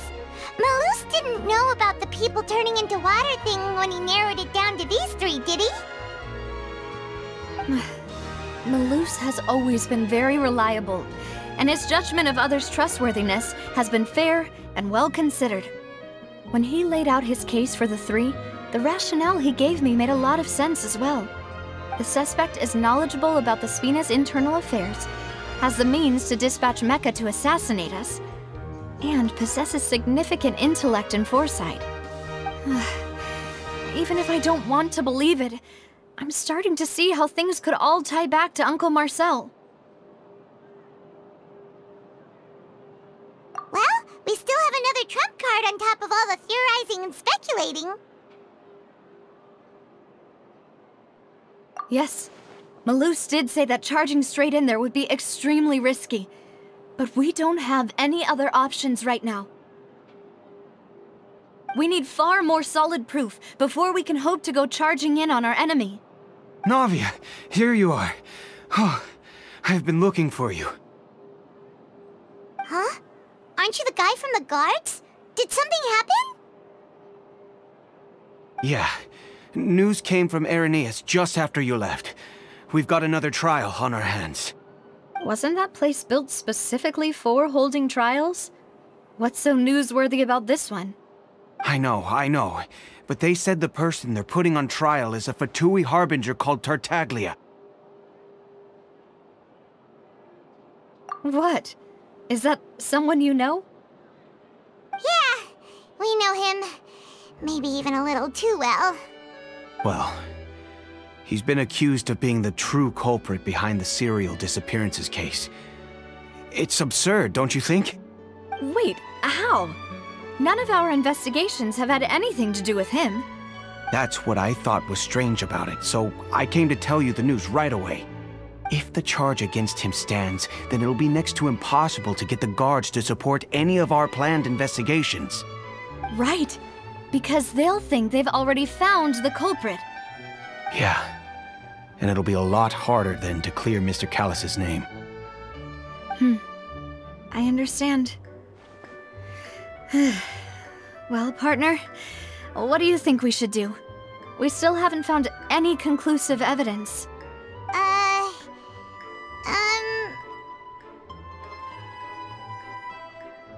Huh? Split up? What do you mean? Just as expected of my partner. Since this is a trial about the serial disappearances case, the culprit's attention will be focused on Irenaeus, leaving his home base wide open. You're right. This is our best opportunity. All right then, let's do this. I'll stall them at the Opera House and charge Marcel as the true culprit. I won't have any chance of making that charge stick, though, unless we find more evidence. It'll be up to you to make it back in time and hand the decisive evidence to me. We'll help you, just like you helped us in Linny's trial. Demoiselle, please allow us to accompany you. I'm ready. Ah, Malou, Silver. When did you two get here? We heard that you'll be leaving Poisson and figured that you might require our assistance. It's our hope that your confidence will be bolstered with the two of us by your side. Thank you so much. Then, let's make haste for Irenaeus. Paimon, Traveler, I'll see you at the Opera House. See you then!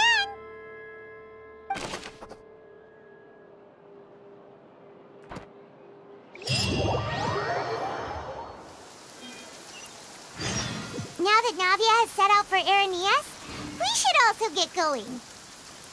The location has already been marked on the map, so let's head over.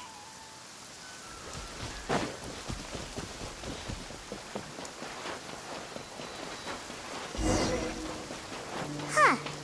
According to Malus's info, the synth production base is underwater. Let's go and try to find the entrance.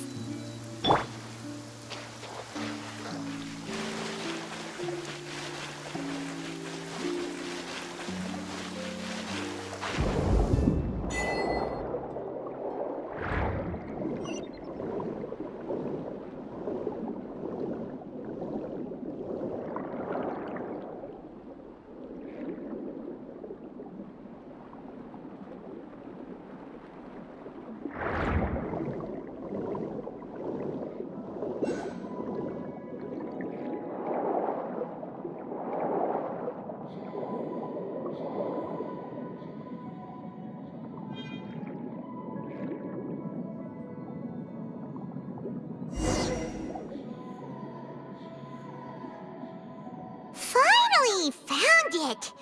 Huh. So this is the entrance that leads to the synth production base. It sure doesn't seem out of the ordinary at all. Ah, you're right.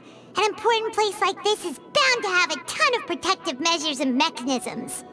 Navia's probably arguing up a storm right now to stall for us.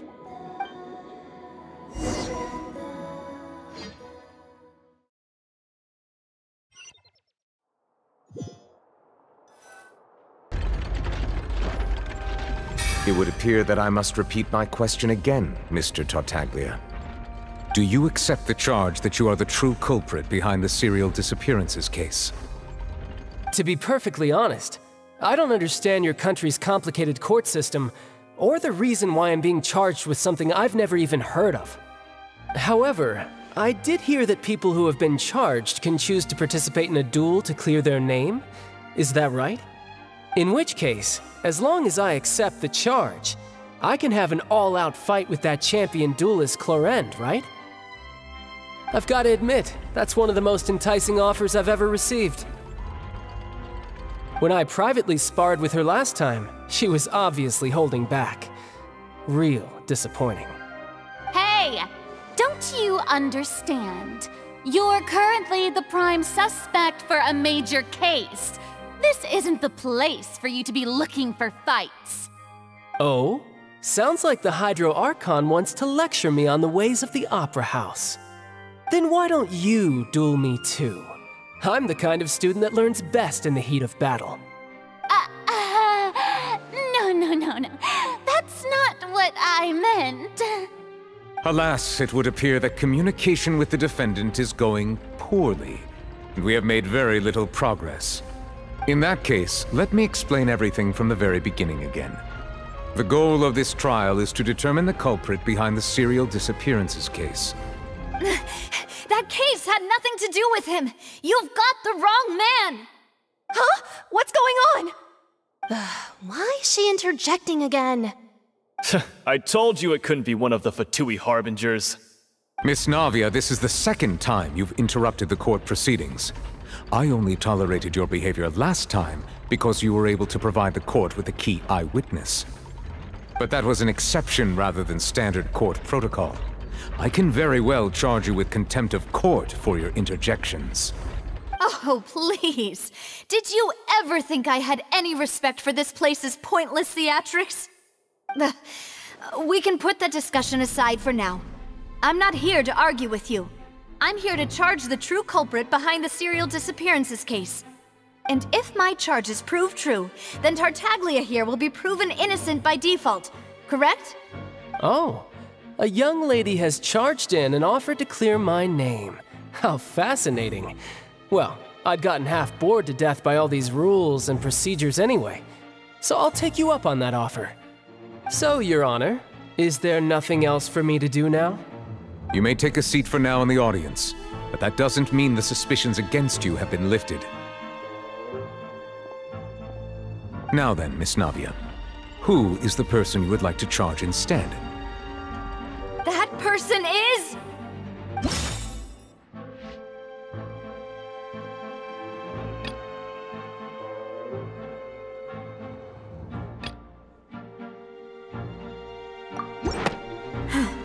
Something's not right. Let me think for a little while longer.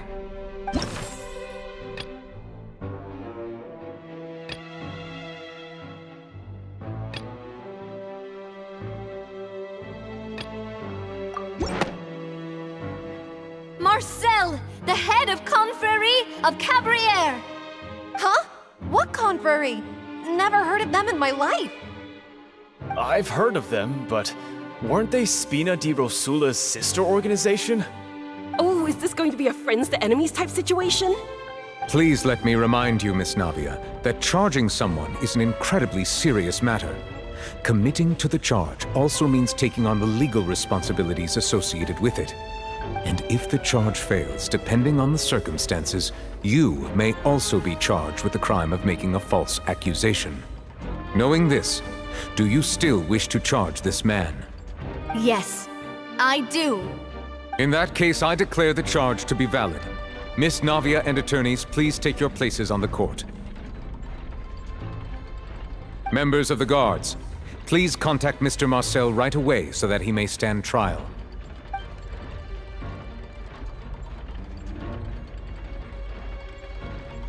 Mr. Marcel, you will not require an attorney. Is that correct? Apologies. It all just happened so quickly. I still haven't figured out what's going on. I think an attorney won't be necessary. This is probably just a misunderstanding between me and Navia. Very well. In that case, since both sides have now arrived, Miss Navia, please present your charges. I would like to take everyone back to 3 years ago, to the case of Callus the Unfaithful. Only through elucidating what really happened in that case can we connect all the dots for the serial disappearances case. Navia, Do you really think that I was the one who killed your father? Come on, why would I do that? Callus was my benefactor, and remember, both you and I only ran to the scene when we heard the sound of a gun. If that's enough to make me a suspect, wouldn't that make everyone at that banquet a suspect as well? I think there's no point in getting into the specifics right now. The audience doesn't even have the big picture yet. Even I'm struggling to remember some details of that case. Exactly correct, Your Honor. I must refresh everyone's memory about that case before I can explain my charge and reasoning. I see. In which case, I will recount the findings about that case as originally recorded by Maison Gardiennage.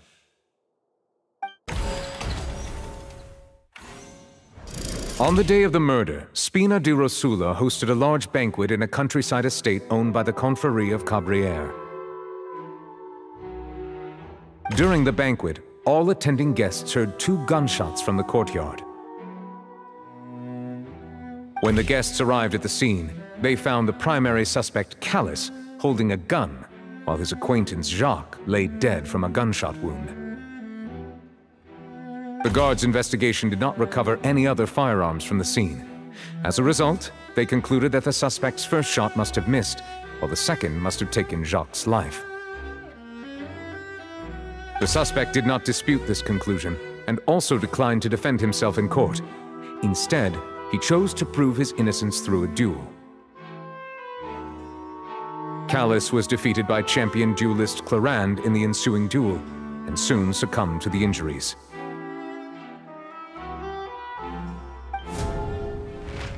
These are the known facts about the case.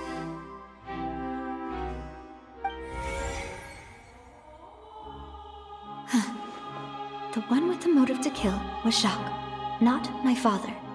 And even so, Jacques still had no reason to pull the trigger.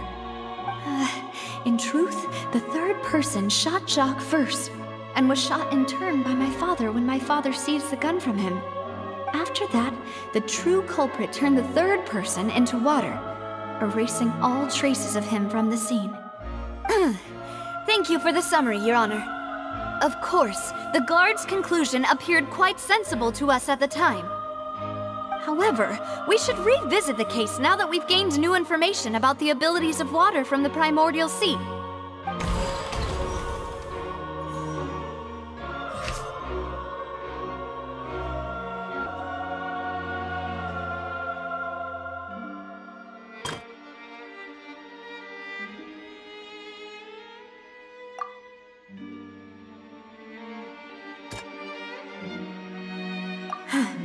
Something's not right.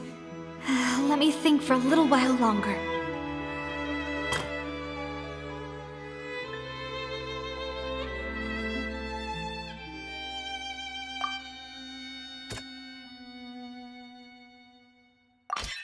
The testimony of the victim's family confirms that Jacques had thoughts of assassinating Callus when he set out for the banquet. However, in the end, he reconsidered, and instead shared everything with Callus, hoping to seek the latter's protection. Unfortunately for Jacques, the true culprit had already considered this possibility, and had sent out another assassin.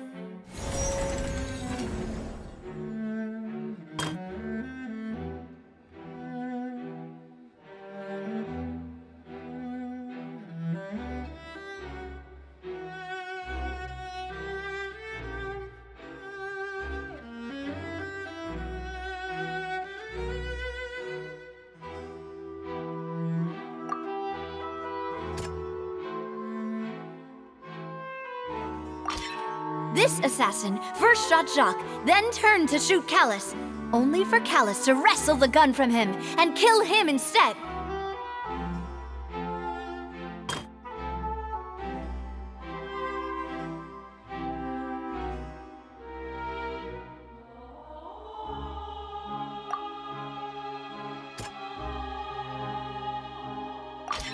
A pile of clothing was found at the scene. The guards once believed they were used by Jacques as a costume to disguise himself. But now, it is clear that the clothes were proof that there was a third person at the scene. and that they were turned into water after committing the murder. Since it was raining that day, the culprit was confident that they could use the rain to wash away all traces of their dissolved accomplice. Realizing this, the true culprit caused the hired assassin to dissolve into water, leading everyone to believe Callus was responsible for Jacques' murder. This is the true version of events.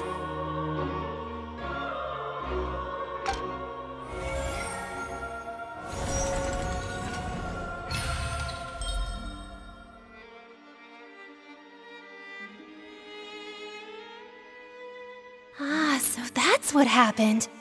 Wait, you're telling me something as dangerous as water from the primordial sea has been used for all these years? What a great theory. It also explains Callus's and Jacques' respective motives. I guess they didn't shoot each other after all. Mr. Marcel, you are the one being charged with the crime. You should provide a rebuttal if you wish to prove your innocence. Ah, but I think I agree with everything Navia just said. In fact, there was nothing in her speech that directly implicated me. Then, may I ask some questions? In my opinion, we primarily need to determine two things.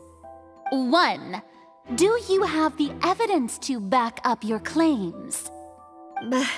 I'm afraid not. At least not at this very moment. Boo! If you don't have any evidence, you should just go home! I may not have the evidence with me, but I know where I could go to collect it. If we look up the deserted clothes against a record of people who went missing around the same time, we should be able to find a match. Considering the serial disappearances case, the guards probably kept careful records of all missing persons from around that time, regardless of age or gender. That makes sense to me. Monsieur Neuvillette, I would consider this to be a reasonable investigative direction. Why do I feel like Farina's acting a little differently today? Maybe she's scared of embarrassing herself again? Alternatively, she's become more diligent after charging an innocent citizen in the last trial. My second question has to do with the ensuing duel. If the truth is indeed as you described, then why didn't Mr. Callus explain himself in court? If he had testified that a person had been dissolved, he could have at least mounted a defense. I've thought about this too, and the answer is actually pretty simple. He felt there were things that were more important to him. The dissolving power of water from the primordial sea is an important secret for the true culprit of the serial disappearances case. My father could have exposed it for all to see, but he chose to take it to the grave. At that time, Spina di Rosula was in dire straits, and his reputation had already been shattered. He had no guarantee that going forward with the truth would allow the culprit to be brought to justice. What was certain, however, was that it would paint a gigantic target on my back. Boss once told me that Demoiselle had already been selected as the next target of the serial disappearances case. What? If the secret had gotten out, the culprit would have fought an all-out war with Espina right there and then. I wouldn't have been the only one in danger. All of us would have stood to lose our lives. Of course, the guards might eventually figure out the truth of the matter and determine that we were in the right. But what good would that do? How can a hollow verdict protect anyone? Had this opera house ever given my father any kind of confidence in its brand of justice, Spina di Rosula would have had no reason to exist.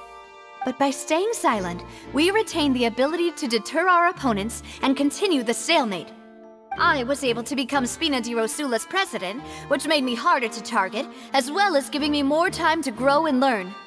And once I have figured out the truth and stepped up to the challenge, I will do what this opera house cannot, and restore my father's truth and honor back to him. So, you mean to say, your father intended to die in the duelist's ring? That's right. Do you have any proof? Of course. All you need is to ask his opponent, Clarand. I don't need your apology, your guilt, or your support from the shadows. You don't have to do anything for my sake. But since he entrusted his will to you, Clarand, you should tell us the truth about his sacrifice. So, during the duel, did you believe that Callus was intending to die?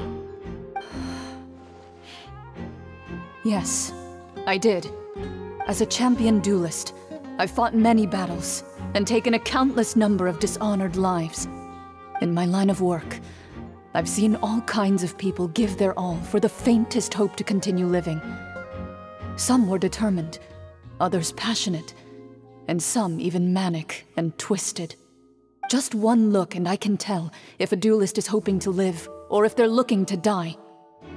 I hereby swear on my name and honor as a champion duelist that Mr. Callus never intended to leave the ring alive. Since that's your testimony, I have no more questions. It appears there really are good grounds to reopen this case. I concur. However, Miss Navia, you still have not explained the link between your father's case and the serial disappearances case. Right? What she said was fascinating, but kind of beside the point. Wait, weren't they just talking about the serial disappearances case? Of course, Your Honor. The two cases are connected via a matter of timing. In my father's case, the culprit intended to kill both Jacques and Callus. As a result, they planned to act after hearing 2 gunshots. And at the end of Linny's trial, the culprit also only dissolved the victim in front of everyone because they realized they were at risk of being identified. The culprit could only time their actions so precisely if they were already at the scene.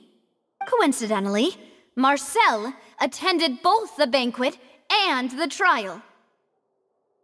So that's why you suspected me. Even after hearing your reasoning, I still can't help but find it a little preposterous. I'm used to it, though. You've always been an impulsive and sentimental child, Navia. It's one of your most endearing traits. No need to appeal to pathos. I won't try to refute your points one by one, but even if everything you just said was true, can you prove that I was the only person present at both events? On top of that, does a person have to be physically present to control the timing? Can't someone remotely monitor the place? Don't know what she can say to that. I know that even with that, you might still think you can reduce the list of suspects with some further investigations, until I'm the only one left on the list. Alas, who won't feel at least a little hurt by an accusation of murder from a girl you see as your own daughter? But if I were to dismiss this completely, you'd also think I'm not being considerate of your feelings. Ah well, let Uncle Marcel teach you another lesson. Do you know what the biggest flaw in your reasoning is? I suppose you're gonna tell me anyways. It's timing again. I'm a businessman by trade. From that standpoint, there's no reason for me to kidnap young women. It's a high-risk action with nothing to gain. In addition, I left my home in Snezhnaya when I was young to come to Poisson and work in some trade. My business only thrived when I received Callus's patronage. But the disappearances began before I ever stepped foot in Fontaine. I do apologize, demoiselle. This was my mistake. No, it's not your fault. I'm sure he had come prepared. Is there anything else you'd like to say? Would you like to check the date of my first business license against the first known case of the serial disappearances? You can also take a look at my border entry records, or ask my friends and family when I left Snezhnaya for the first time. Could those records and testimonies do something to appease the unspeakable anguish in your heart? Seems like she got the wrong guy. At this rate, Navia will be convicted for falsely accusing him. I think you've done a superb job of dissecting your father's feelings as he neared the end of his life. But aren't you going against all of his wishes and expectations right now? He wished for you to become more rational, collected, and conscientious, instead of dwelling only on your own feelings. Once you've learned to be more considerate of others' feelings, and to stop rushing headlong into things, you'd have met most of his expectations. This isn't just about me. and it never has been. The biggest difference between me and the rest of the victims is that I still have the ability to search for the truth, while that same agency has long been taken from them. The people whose families were destroyed by synth abuse, the people who lost their loved ones to the serial disappearances, and the people who suffered tragic ends due to their sense of justice. Many people's images are flashing before my eyes. I'm sure some are coming to those of you in the audience as well. And whose image do you see, Marcel? Is it a man named Vacher? Oh, so you do know that name. I'm merely surprised you'd suddenly say the name of someone I've never even heard of. I was waiting for you to say that.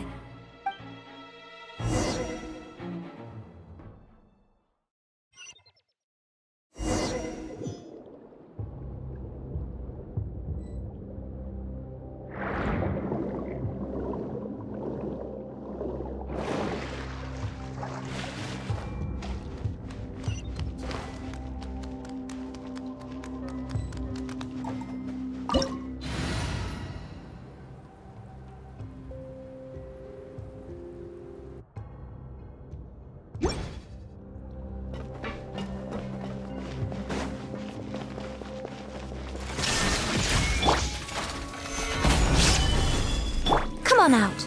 Emerge. Right here. Born of ice and frost.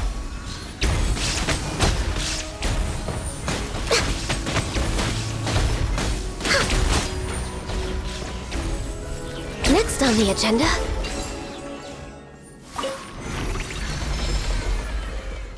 Whoa! The floor is going up!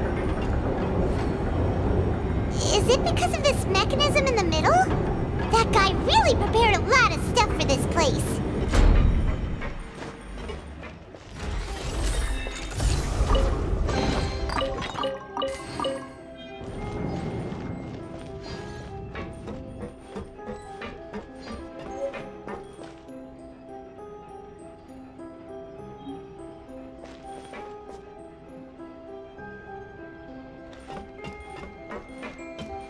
Paimon thinks we need to go up, but Paimon doesn't see a way.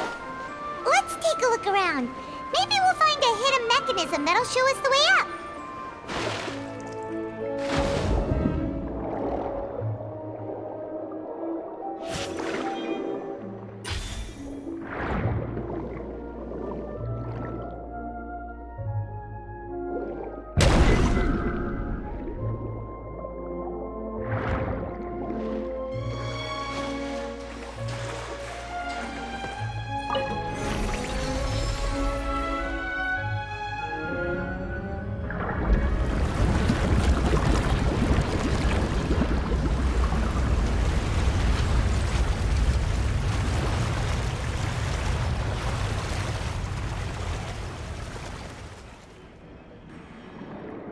The water level is rising!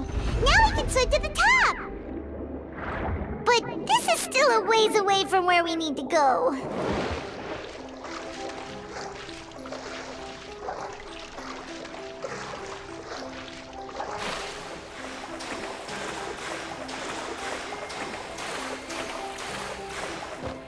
We're way behind schedule.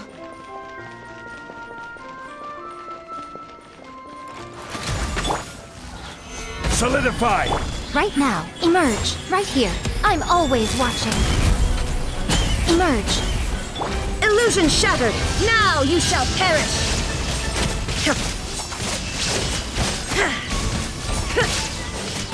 No touching!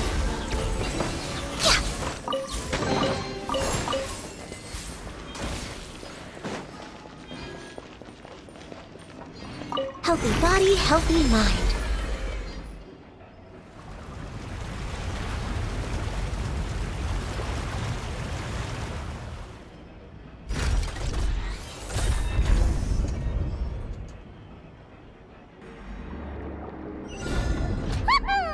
Now the path is clear! Let's go!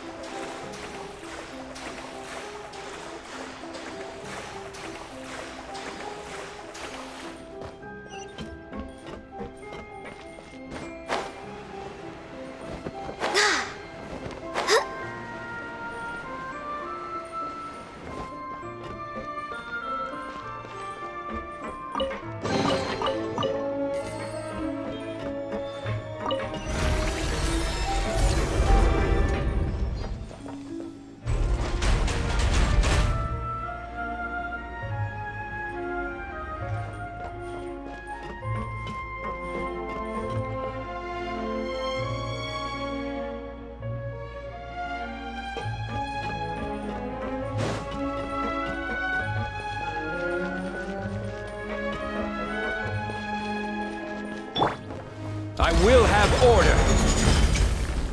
Stabilize! All hail! Right now.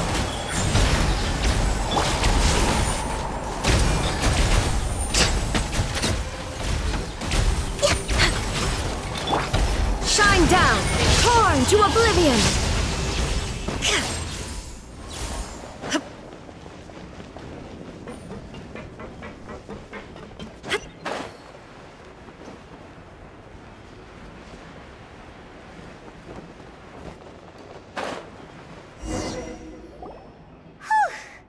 After all that, we finally made it to the innermost sanctum. Though, as expected, the mastermind isn't here. That's right. Then let's hurry up and find some evidence so we can get back to the Opera House and help Navia.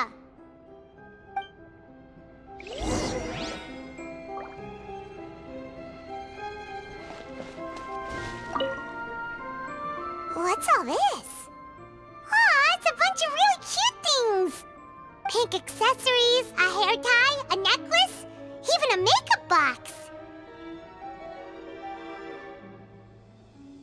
Oh, Paimon sees it too, but why are all these cute things labeled with different girls' names?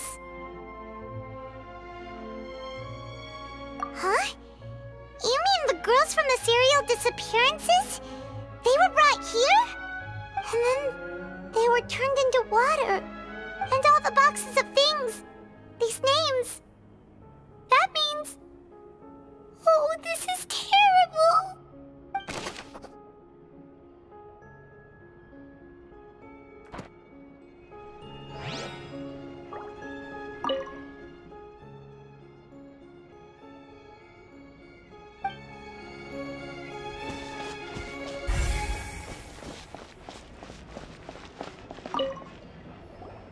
Whoa!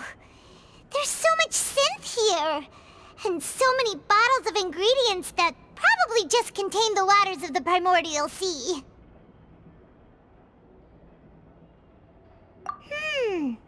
Mixing in progress, ready to drink, stock sample? Huh. They've also got all the synth pretty clearly labeled. Whoa, there's even fruit-flavored synth? Yep, it's super obvious.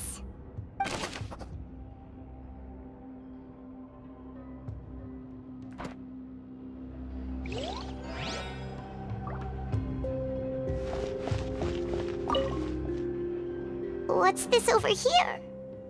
Looks like some kind of place for research. Experiment number 16 aims to verify Jacob Ingold's research conclusions on the primordial sea and use his theory as a foundation to achieve a breakthrough. The experiment was a failure. No individual managed to resurface from the water from the primordial sea. Female specimens 22, 23, and 24 were dissolved.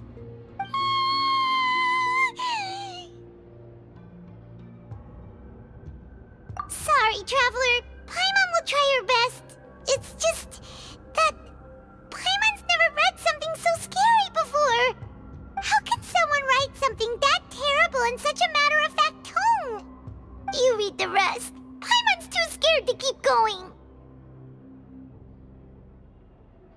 So that's why he did all of these experiments. Wait, did he really think he'd be able to find a way just by dissolving people over and over? That's just insane! Huh? Isn't that the name you heard by the fountain? Paimon thought he was an eyewitness in the serial disappearances case. Ah. You mean Vache is the one who did all of these... experiments? So that's it! Vache was no victim, but personally took his lover and... No, that's not it either! If that's the case, why would he want people to resurface from the water?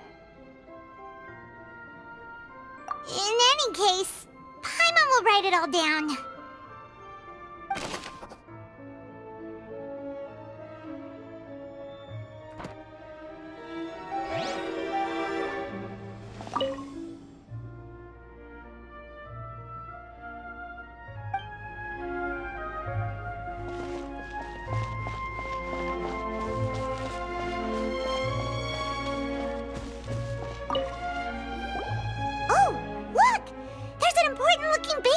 Here, and it's full of water! That means this is where they make all the synth! And that special water is the main ingredient! If you dilute it with normal water, you'll get synth, but the pure stuff can dissolve a human! Paimon will take notes on this incriminating evidence.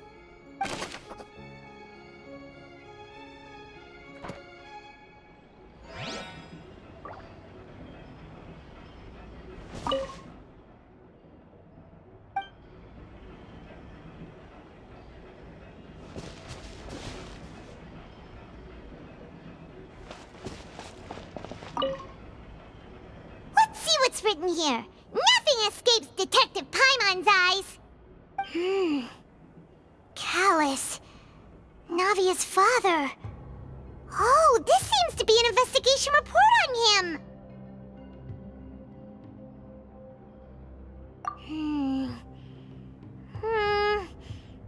Yep, it's about finding someone to assassinate Jacques and Callus because of a lack of confidence that Jacques himself would go through with it. This should prove the existence of the third person, right?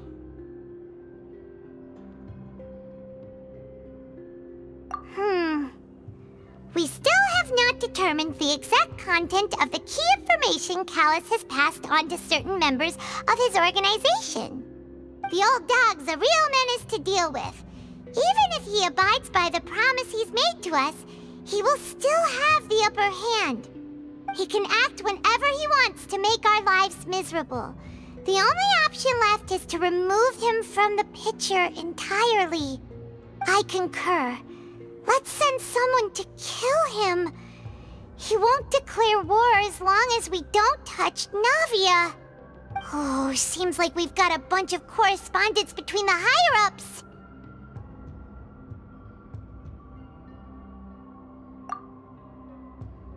They're all just so evil.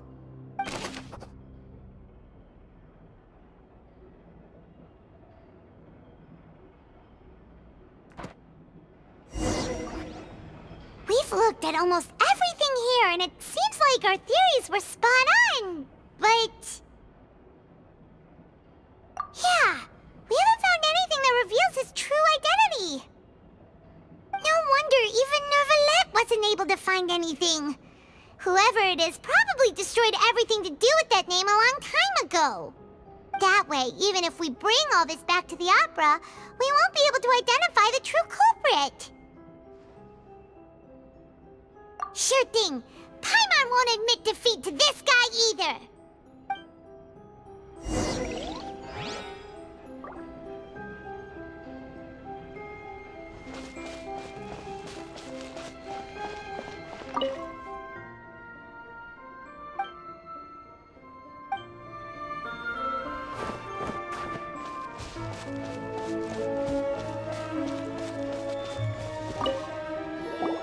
You take that side and Paimon will take this side. Check everything carefully. We'll find something for sure.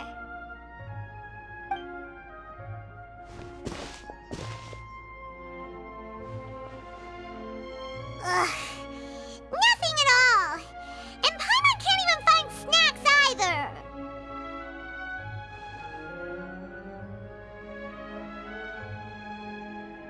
Whoa, really? Let Paimon see. Vinier. Isn't that Vache's lover's name? Then you found her diary. Let's see. Aw, it's just a normal diary chronicling their love story. She was so sweet, too. Oh, Paimon feels even worse for her now.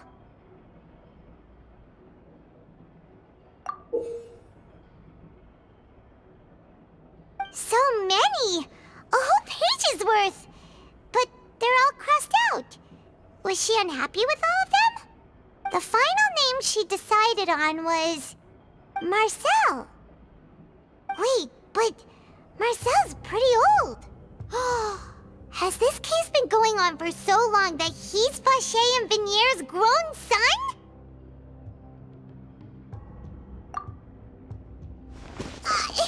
Hey! Paimon still hasn't figured it out yet.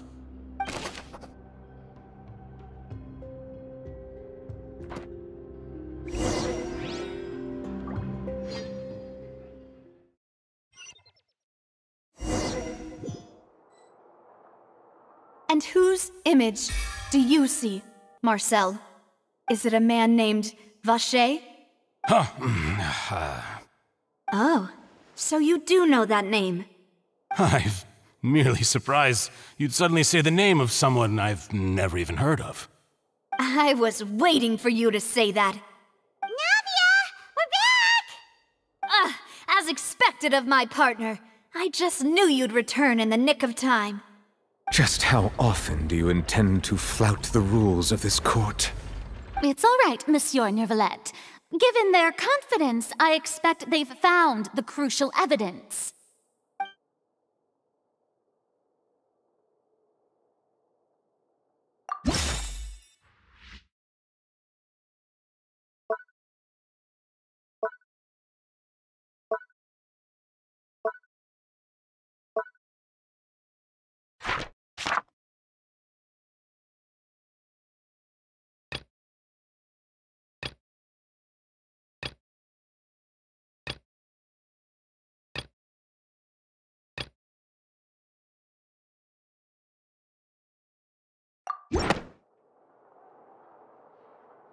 But the truth of it, Marcel, is that you've always been Vacher.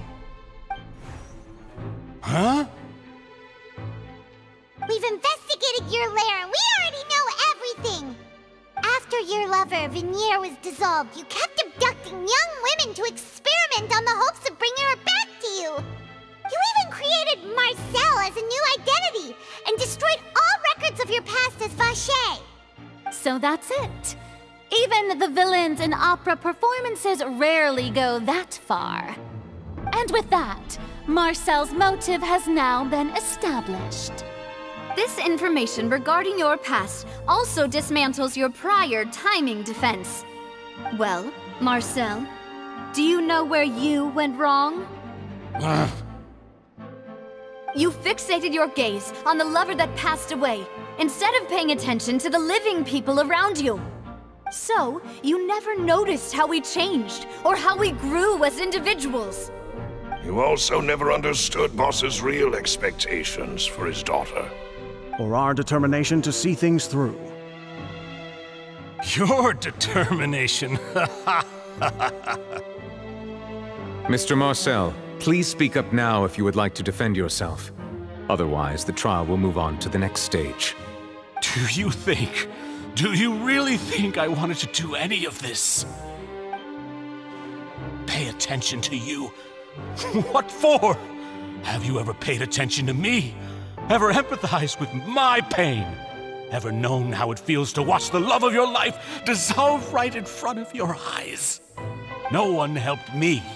No one even believed me. All those decades ago, even the officers from the Maison Gardiennage were laughing at me. They said there's no way a human being can turn into water. So I must have gone mad from grief. Vinier's death was brushed away by all of you as if it didn't matter at all. Well, now you know, don't you? Ha! Well, it's too late now. All those who were dissolved are gone forever. You only have yourselves to blame. You set up this ornate opera house in pursuit of your so-called justice, your beloved drama, while turning a blind eye to the suffering of the people. Vinier is dead.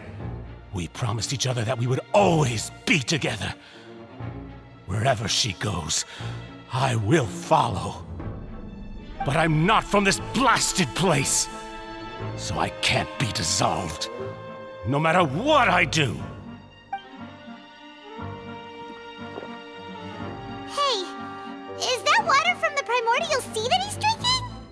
I can't dissolve! Can't dissolve! Can't dissolve! Do you all see? I can't go, I can't follow. So if I can't go where she is, what choice do I have but to try to bring her back? I did all of that, and in the end, that accursed Callus still got the better of me. I spent my entire life living on pins and needles, only to get stabbed by his idiot daughter at the very end. The suspect is exhibiting signs of mental distress. Guards, please restrain him. Don't touch me! Don't anybody come near me! I still need to save Vignere. A promise. We made a promise. Vignere. Vignere! Please, Vignere, don't think badly of me. All I want to do is fulfill our promise. At this point, the verdict of this trial is clear. With Mr. Marcel's conviction, the charges against Mr. Tartaglia no longer have any basis. Fine by me. I was in a bad mood, but after a show like that, I'm actually feeling pretty good. Traveler, please submit all the evidence you have collected to the guards, so that I might review and summarize the truth behind the serial disappearances case. The man now known as Marcel was originally named Vacher and worked as an adventurer with his partner and lover Vignere. During an underwater expedition, Vignere accidentally came into contact with water from the primordial sea and was dissolved in front of Vacher as a result. Vacher learned of the primordial water's existence through the work of others and began to kidnap young women for research, with the goal of discovering a method to restore Vignere back to life. To cover his tracks, he invented the new alias of Marcel and began to operate a business in Poisson. During the course of his research, Vacher discovered that a diluted concoction of water from the primordial sea can induce feelings of euphoria, and began to manufacture and market synth. However, as he accumulated wealth to fund his continued research and expanded the scope, he came into conflict with Spina di Rosula. After exchanging blows with Spina di Rosula for many years, Vacher decided to assassinate their president Callus at a banquet.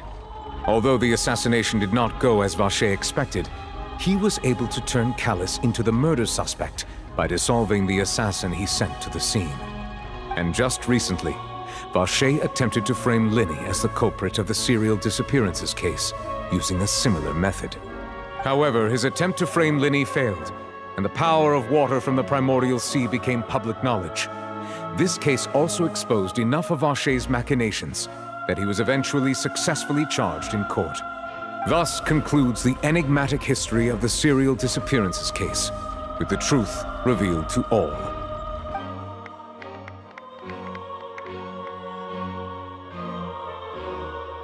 The Oratrice will now deliver the final verdict regarding the charges against Mr. Vacher.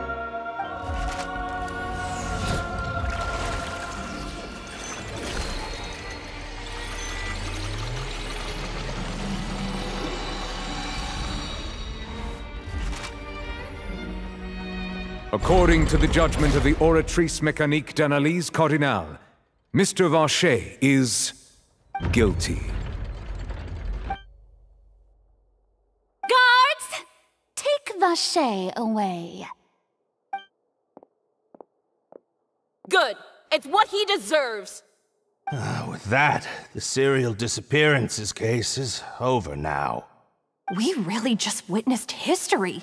Who would have thought the true culprit would be such a polite and well-spoken guy? Yippee! We helped Navia bring the bad guy to justice! He's hurt so many innocent people and now he's finally getting what he deserves! Huh? Are you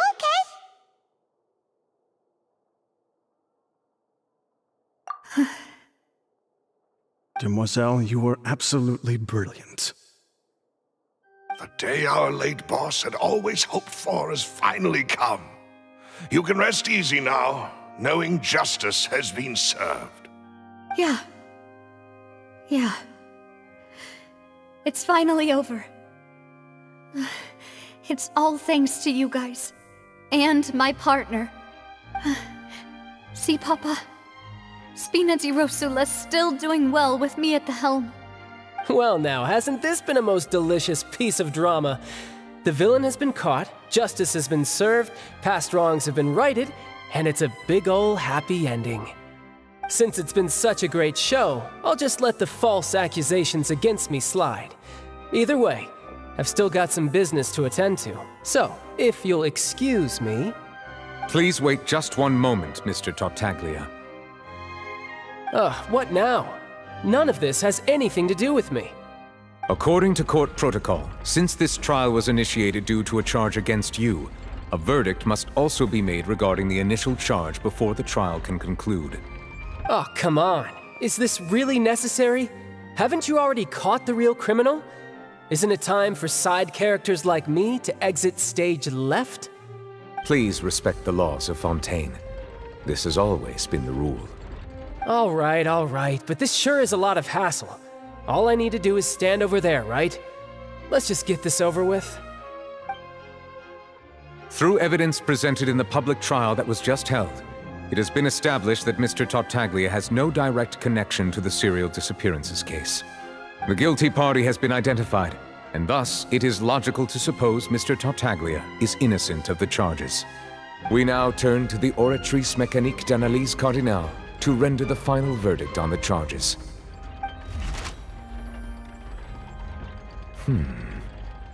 According to the judgment of the Oratrice Mécanique d'Analyse Cardinale, Mr. Tartaglia is guilty. What? Hey! That's not funny! Didn't you just say I'm supposed to be innocent? What's with this verdict? Is your justice machine malfunctioning? Huh? This has never happened before. The Oratrice actually returned a different verdict from the Chief Justice. I mean, have you ever heard of an innocent Fatui Harbinger? Do you think the Oratrice might have just convicted him on general principle? But weren't the charges about the serial disappearances case? No matter what else he's guilty of, it shouldn't affect the verdict in this case, right? The judgment of the Oratrice Mécanique d'Analyse Cardinale is, by law, the final verdict of the court.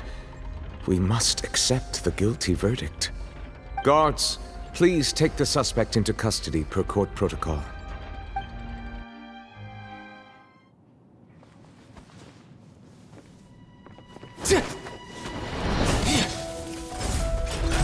So this is how justice is done in Fontaine.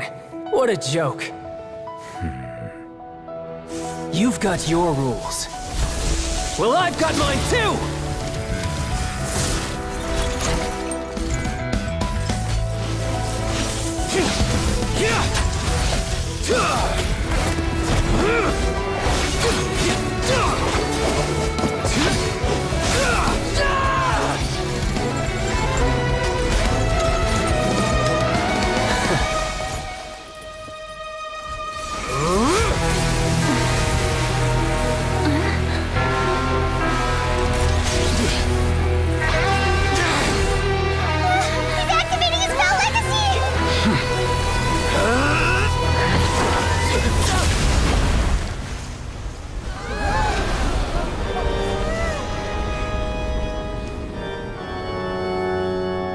I am sorry.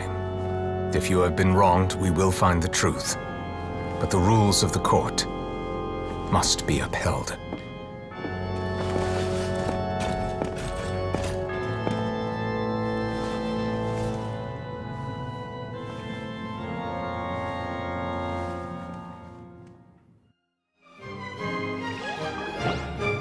Hey, Monsieur Nouvelette, what's going on? Shouldn't they have been cleared already? Apologies. This is also the first time I've encountered such a situation. However, according to the rules established at the conception of Fontaine's court system, the Oratrice's judgment is the final verdict of the court. All I do is follow court procedure. As for why the Oratrice arrived at the conclusion it did, you should probably ask someone more knowledgeable than me.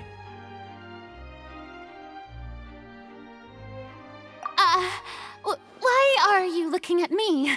I had nothing to do with it! I don't know what happened there either. Hey, stop staring at me! What does Lady Farina mean by that?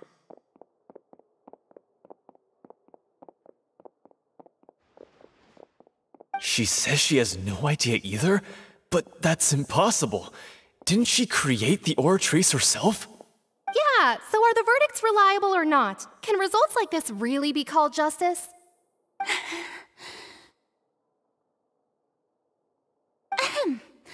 My dearest citizens, did you really think we'd allow an incorrect verdict to be handed out in this court?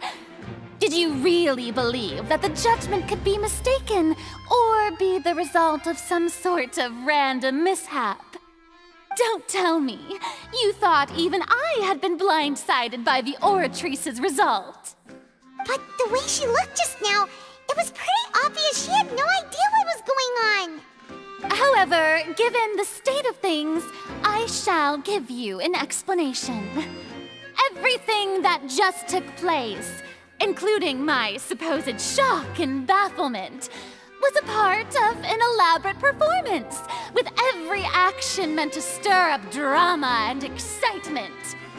And, of course, for every performance, there is a script. Everything has unfolded exactly as I expected from the very beginning. As the embodiment of the very concept of justice, the Oratrice shall never render an arbitrary judgment! If you thought Child had nothing to do with the serial disappearances case, it is only because you've been blinded by the superficial appearance of innocence. Everything he's done, not to mention the danger he poses, are beyond ordinary comprehension and completely unforgivable! All shall be revealed in time. You will come to understand my noble intentions, as well as the absolute correctness of the Oratrice's verdict.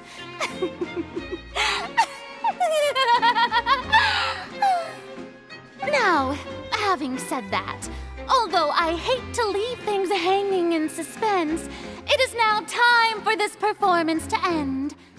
As the lead actress, I shall be the first to take my leave. Toodaloo! So she chose to make her escape after all, did she? So you're saying we shouldn't put much stock into what she just said? She probably just put on that performance to save face. As for the truth, it's unlikely that she actually has any idea.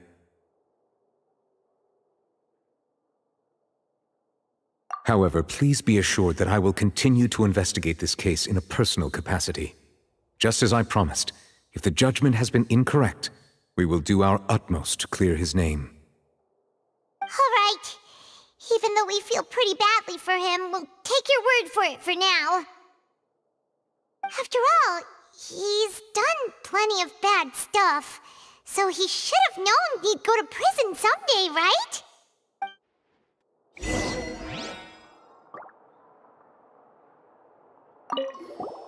Oh, Monsieur Neuvillette! That power you showed when you took him down. Who are you really? I'm the Chief Justice of Fontaine, of course. If officers of the law lack the strength and capability to enforce it, then it makes a mockery of justice.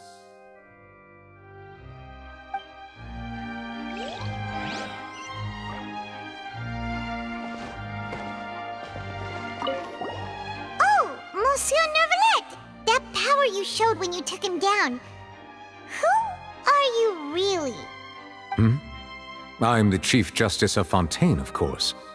If officers of the law lack the strength and capability to enforce it, then it makes a mockery of justice.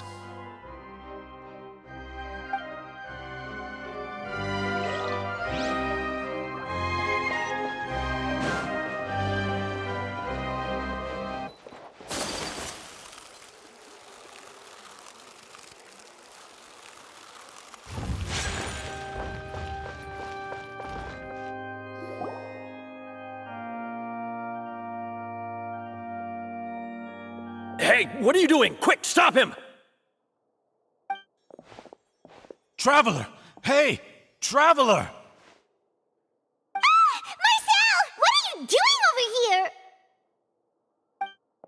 Stop resisting arrest! Cease, or we'll add another charge to the list! No, wait! I just want to ask the Traveler something. I'm not looking to run away. Please, just let me ask this one small thing. Go on. Thank you. I was being led away when I finally realized something. Where did you first hear the name Vache? I erased all records of that name. So, unless... Are you still trying to prove your innocence? Give it up. You've already been convicted. Really? You did? You're sure? You met her? But how could that be? How did you manage to do it? The Fountain of Lucine? Then she's been so close to me all along. And I just never... Please give me a chance to talk to her again. Just let the Traveler take me to the fountain to see her one last time. This is the last request I'll ever make in my life. You can do whatever you want to me afterwards. I don't care. What? Give an inch and you want to take a mile? Do you think serial killers get to make requests like that? Paimon agrees! Why should we give him what he wants when he's only done a ton of super terrible things? This request, is it worth as much to you as your life? Of course! Wait, no. It's worth even more than my life. Humans. Will they betray the instinct to live just to satisfy spiritual needs? Very well. I will grant your request. Your Honor, I fear that... I will go with him. You do not need to worry about any escape. In that case, I shall leave him in your most capable hands, Chief Justice. Thank you, Your Honor.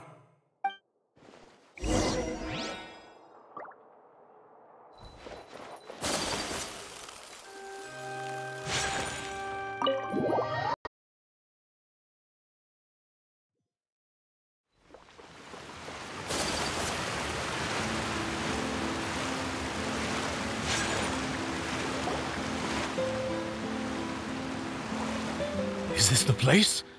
You said she's here, but what do I need to do to see her?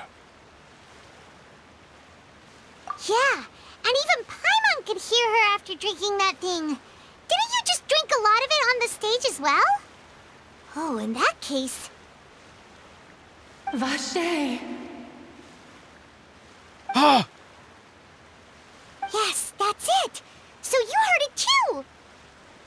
Vignier, it's me! It's me, Vache! Vache? Vache! I'm here! Where are you, Vignier? I'm coming for you. I'm finally here for you. Hey, wait! Be careful! Hey, wait! Vignier, is that you? It's me, Vache! Vignier! Vache? Why did you come? Didn't I say? You don't need to look for me. You look a lot older than I remember. How long has it been? It's been more than 20 years. I've suffered for over 20 years since the day you left. All this time, only the thought of bringing you back has kept me alive. Nothing else mattered to me. I must be dreaming. Who would have thought I'd get the chance to tell you all of my feelings like this? Vignier, you are my everything. I really don't know how I could live without you. But Vache, if you ask me, this world would be better off without you. What are you saying? If not for you, I would have finished my law degree and probably become a top-tier attorney one day. If not for you, I would have continued to pursue my love of the arts, and my works would have been displayed in the Palais Mermonia itself. If not for you, I would at least have been able to take care of my mother. And she would not have grown old and died alone, with nothing but the tears on her cheeks. It's all because of your selfishness, Vache. It's all because of you. You... Wait, you are not Vignier. Who are you? You're right. I am not Vignier. I am the sacrifices. Every woman who died by your hand, as our bodies dissolved, our consciousnesses flowed back to the primordial sea. Our thoughts circulated endlessly within the primordial sea, and we were no longer individuals, but we became one, just as streams of water come together in the sea. I'm Cressy. I'm Lemony. I'm Azine. The only one I am not is Vignier. Why? But then, where is Vignier? She doesn't want to see you anymore. Every tendril of her consciousness is avoiding you. This is what you get for your selfishness. Your selfishness robbed us of our lives and our futures. You said time and time again that you'd do any and everything for her. But did you ever consider whether she'd want to see you do the things that you did? If she would despise you for what you became?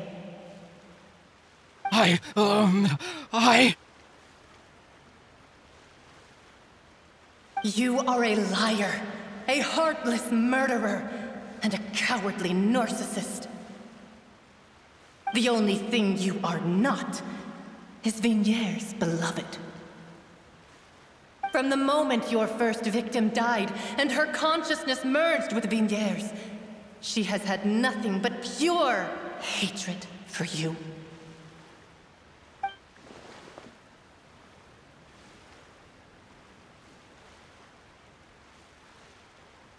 No! Vignier! She can't hate me. Let me see her, please. Have mercy. You still don't understand. When I said don't look for me, that came from the real Vignier. She really doesn't want to see you anymore. But on top of that, she also said that because it's her final drop of pity for you. She said that because she knew that if you did come here, we will show no mercy to you.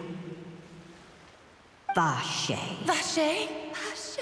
Vache. Vache. Vache. Vache. Drown.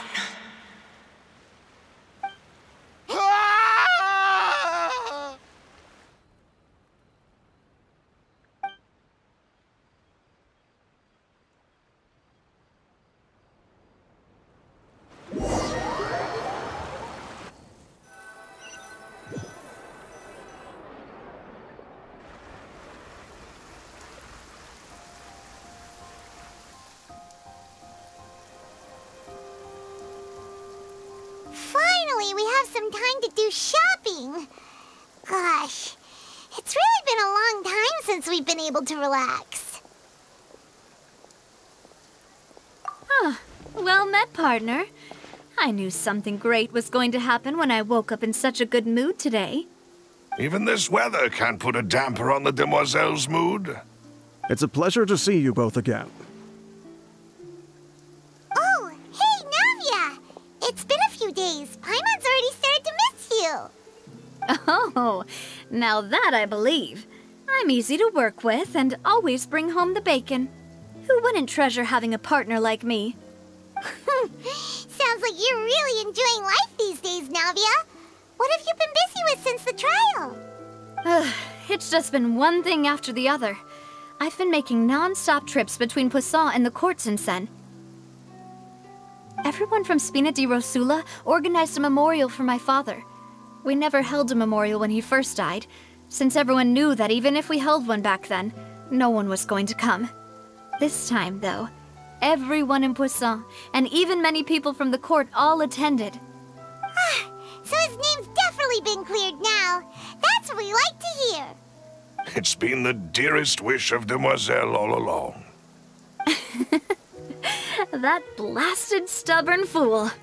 I was right to put my faith in him. I'm so glad I didn't give up on the case all those years ago. Oh, by the way, I ran into Charlotte just after I left the memorial service. Well, maybe it'd be more accurate to say I knew she would be there, and there was no way she'd just let me go. Huh? So you know Charlotte too? The Charlotte? Journalist from the Steambird? Yeah, way back when I first became the president of the Spina di Rosula, she was all over me. Wouldn't take no for an answer. I believe the story was called The True Heart of Darkness, Secret Tales of the Yellow Rose. To be fair, though, it was a really flattering feature. So, we've been on pretty good terms ever since. She was trying to lean on our friendship to get me to do an exclusive piece on the serial disappearances case. Oh yeah, she told us about that. She's always been super interested in that case, so now her wish has finally come true too. Anyway, I told her to make sure that when she writes about you guys entering the opera house with the critical evidence, that you both sound really cool. Now that's another thing to look forward to. We trust Charlotte's skills with a pen for sure. Oh, and in other news, I also took Clarand out for a meal. Oh, are you two on better terms now? While you were investigating Vaché's headquarters, Clarand gave testimony on my father's behalf. It was thanks to her that we were able to turn the tide. I wanted to thank her. I mean, there's also no point in being awkward all the time, so we took the chance to reconcile with each other. Oh, that's great! Paimon also thought Clarand wasn't actually a bad person. It's always good to have more friends. Anyway, now that the case has finally been solved, perhaps it will slowly begin to fade from the public consciousness.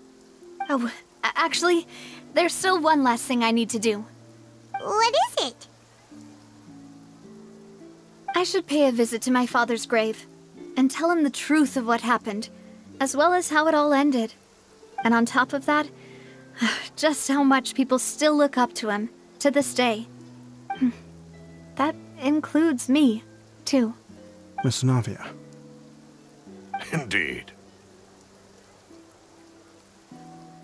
We want to go too! We also think Callus is a really admirable person.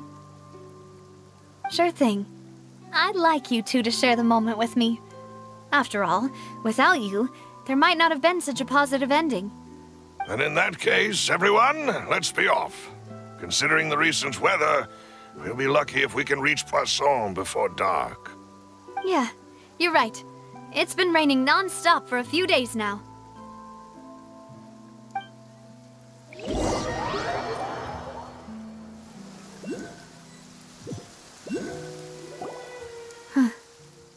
This is where my father's grave is.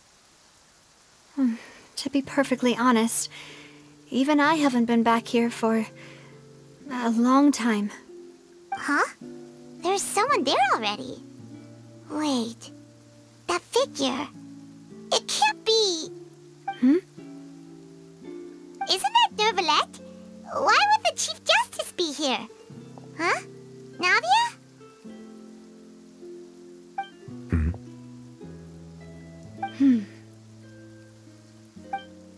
My apologies. I should have asked before coming to pay my respects. Don't say that. Sorry about that. Oh, I was trying to say there's no need for you to apologize. I wanted to show my father how much I've grown, but still, I doubt I've grown to the point that even the Chief Justice would feel compelled to apologize to me over and over. In that case, I will stop apologizing for now. You really could use some pointers on understanding human emotions, Monsieur Neuvillette. In any case, why did you come to Poisson? Well, ever since that day, I've been turning a question over and over in my head. Just what is justice anyway? There was once a time when I didn't want to believe that there could be anything more important to humans than life itself. Oh, rather than that, it's probably more truthful to say I didn't believe humans were capable of resisting the most basic instinct of living things. That they could rebel against their own nature, or consider certain things to be more important than their own lives. Which is also why I didn't stop your father from beginning that fateful duel. I believed that a truly innocent man would never throw away his life like that. That there was nothing, should have been nothing more important than one's own continued survival. But Mr. Callus proved me utterly and decisively wrong. If not for his sacrifice, the serial disappearances case would have remained unsolved to this day. Mr. Callus made the choice he did for his daughter, for his associates, and for many people completely unrelated to him. And in the end, from a certain perspective, one could say that he did it all for the sake of justice. A justice that's higher than life itself. So, you asked me why I came here. I just wanted to say my apologies to Mr. Callus in person. I should have noticed all of this much sooner. This regret has filled me with a sadness that has haunted me for days. That high and mighty chair in the Opera Epiclese indeed insulates one from many important things. Spina di Rosula, thank you so much for your hard work and perseverance. I'm sorry for being mad at you before. So, you're actually one of those types that's cold on the outside, but pretty thoughtful on the inside, huh? That reminds me of Silver, one of my guys. Sorry about that. Self-expression is not one of my strong suits. Didn't I just say you don't need to apologize? Ah, so Navia and Neuvillette seem to have made their peace as well. Let's not disturb them for now. We can wait till after they're done.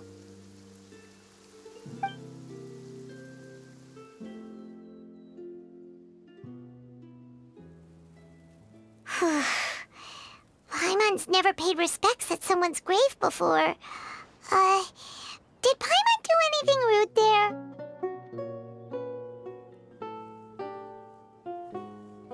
Huh?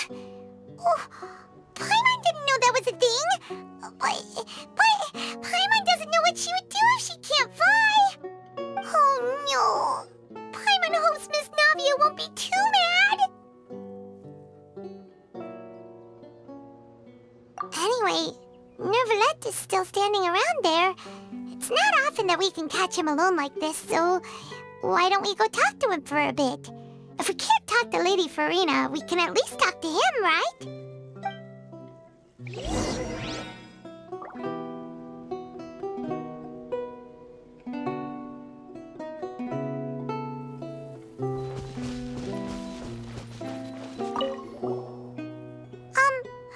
Paimon's really sorry, Navia, but Paimon did something pretty disrespectful just now. What are you saying, Paimon? I don't think I get it. Well, aren't you not supposed to fly around someone's grave? Huh? Who told you that? Hey, Traveler! Why did you mess with Paimon again?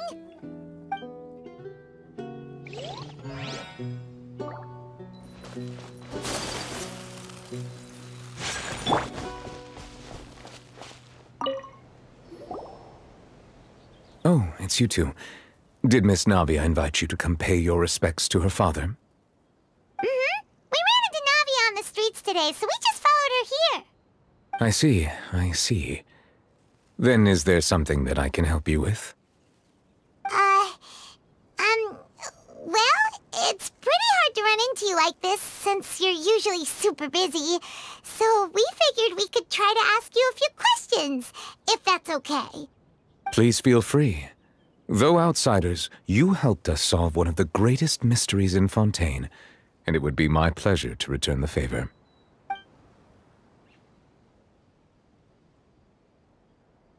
So, at court, start, the bad guys referred to that special water as water from the primordial sea, but what is it really? Truthfully, that name is already quite accurate.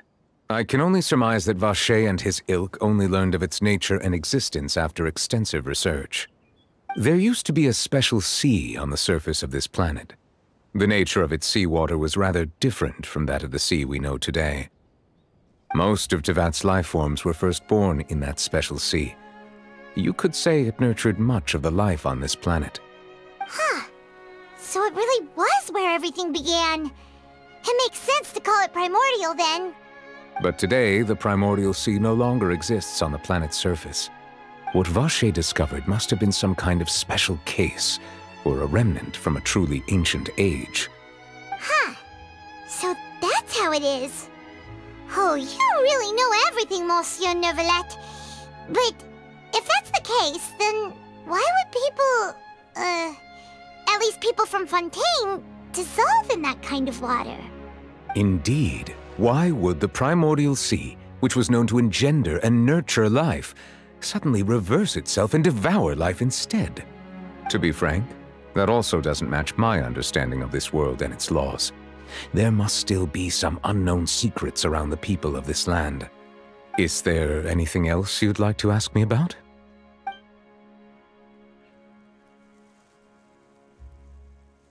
That the sea levels will rise and everyone will be dissolved in water, leaving Farina crying alone on her throne, but the sins of the people will be finally washed away for good. Does that appropriately summarize the version you've heard? That's right! It was Linny that told us back then. And that about covers all the main points.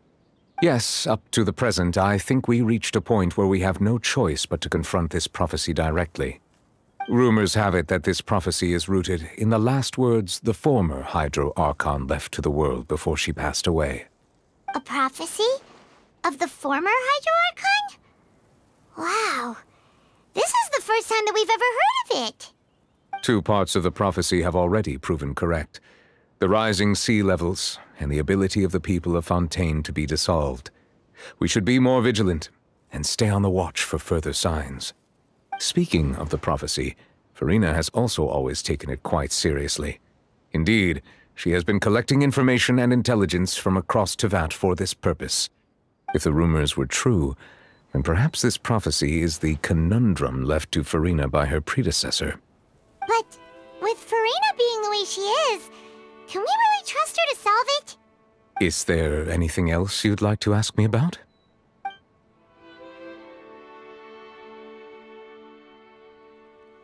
My apologies.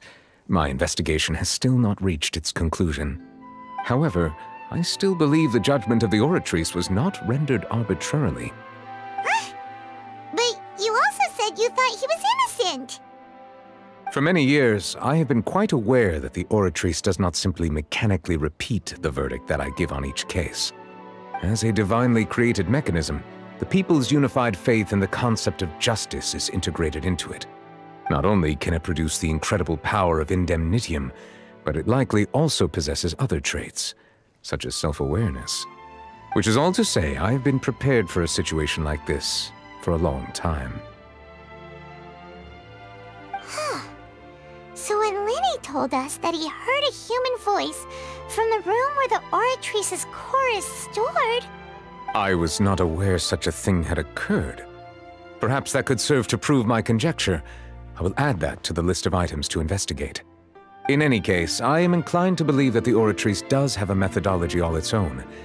We just do not have enough information. Based on Farina's reaction, I doubt even she had any idea what was going on. She managed to bluff her way through it, though, their time-tested twin tricks of bravado and drama. While we do intend to get to the bottom of this, for now, we regret to say that the Fatui Harbinger will just have to bide his time in the fortress of Meripede. If we did incorrectly convict him of crimes he did not commit, we will most certainly compensate him to the fullest extent allowed by the law. If you ask Paimon, the only compensation he'll want is a no-holds-barred fight with you. Is there anything else you'd like to ask me about?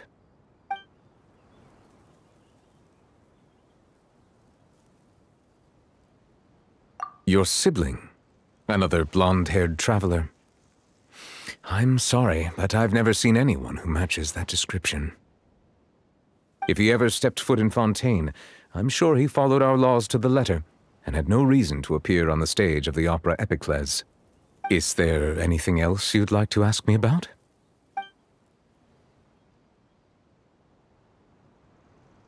Very well. It was my honor to provide you with what answers I could. I very much enjoyed conversing with you.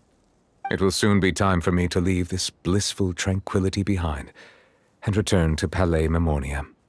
You really are super busy, Monsieur Neuvillette. Paimon thought you only came here to pay your respects today because you had the day off. Crime and villainy do not have the day off, and so justice must work around the clock as well. This is merely the nature of a justice's work. All right.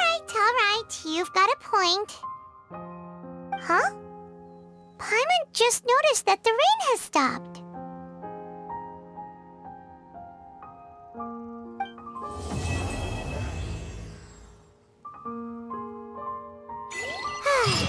You know, we've been walking around for a while now. Why don't we go back to the Spina di Rosula base in the court of Fontaine and have a rest? Navia said something about having a place ready for us there, didn't she? Come on, let's go!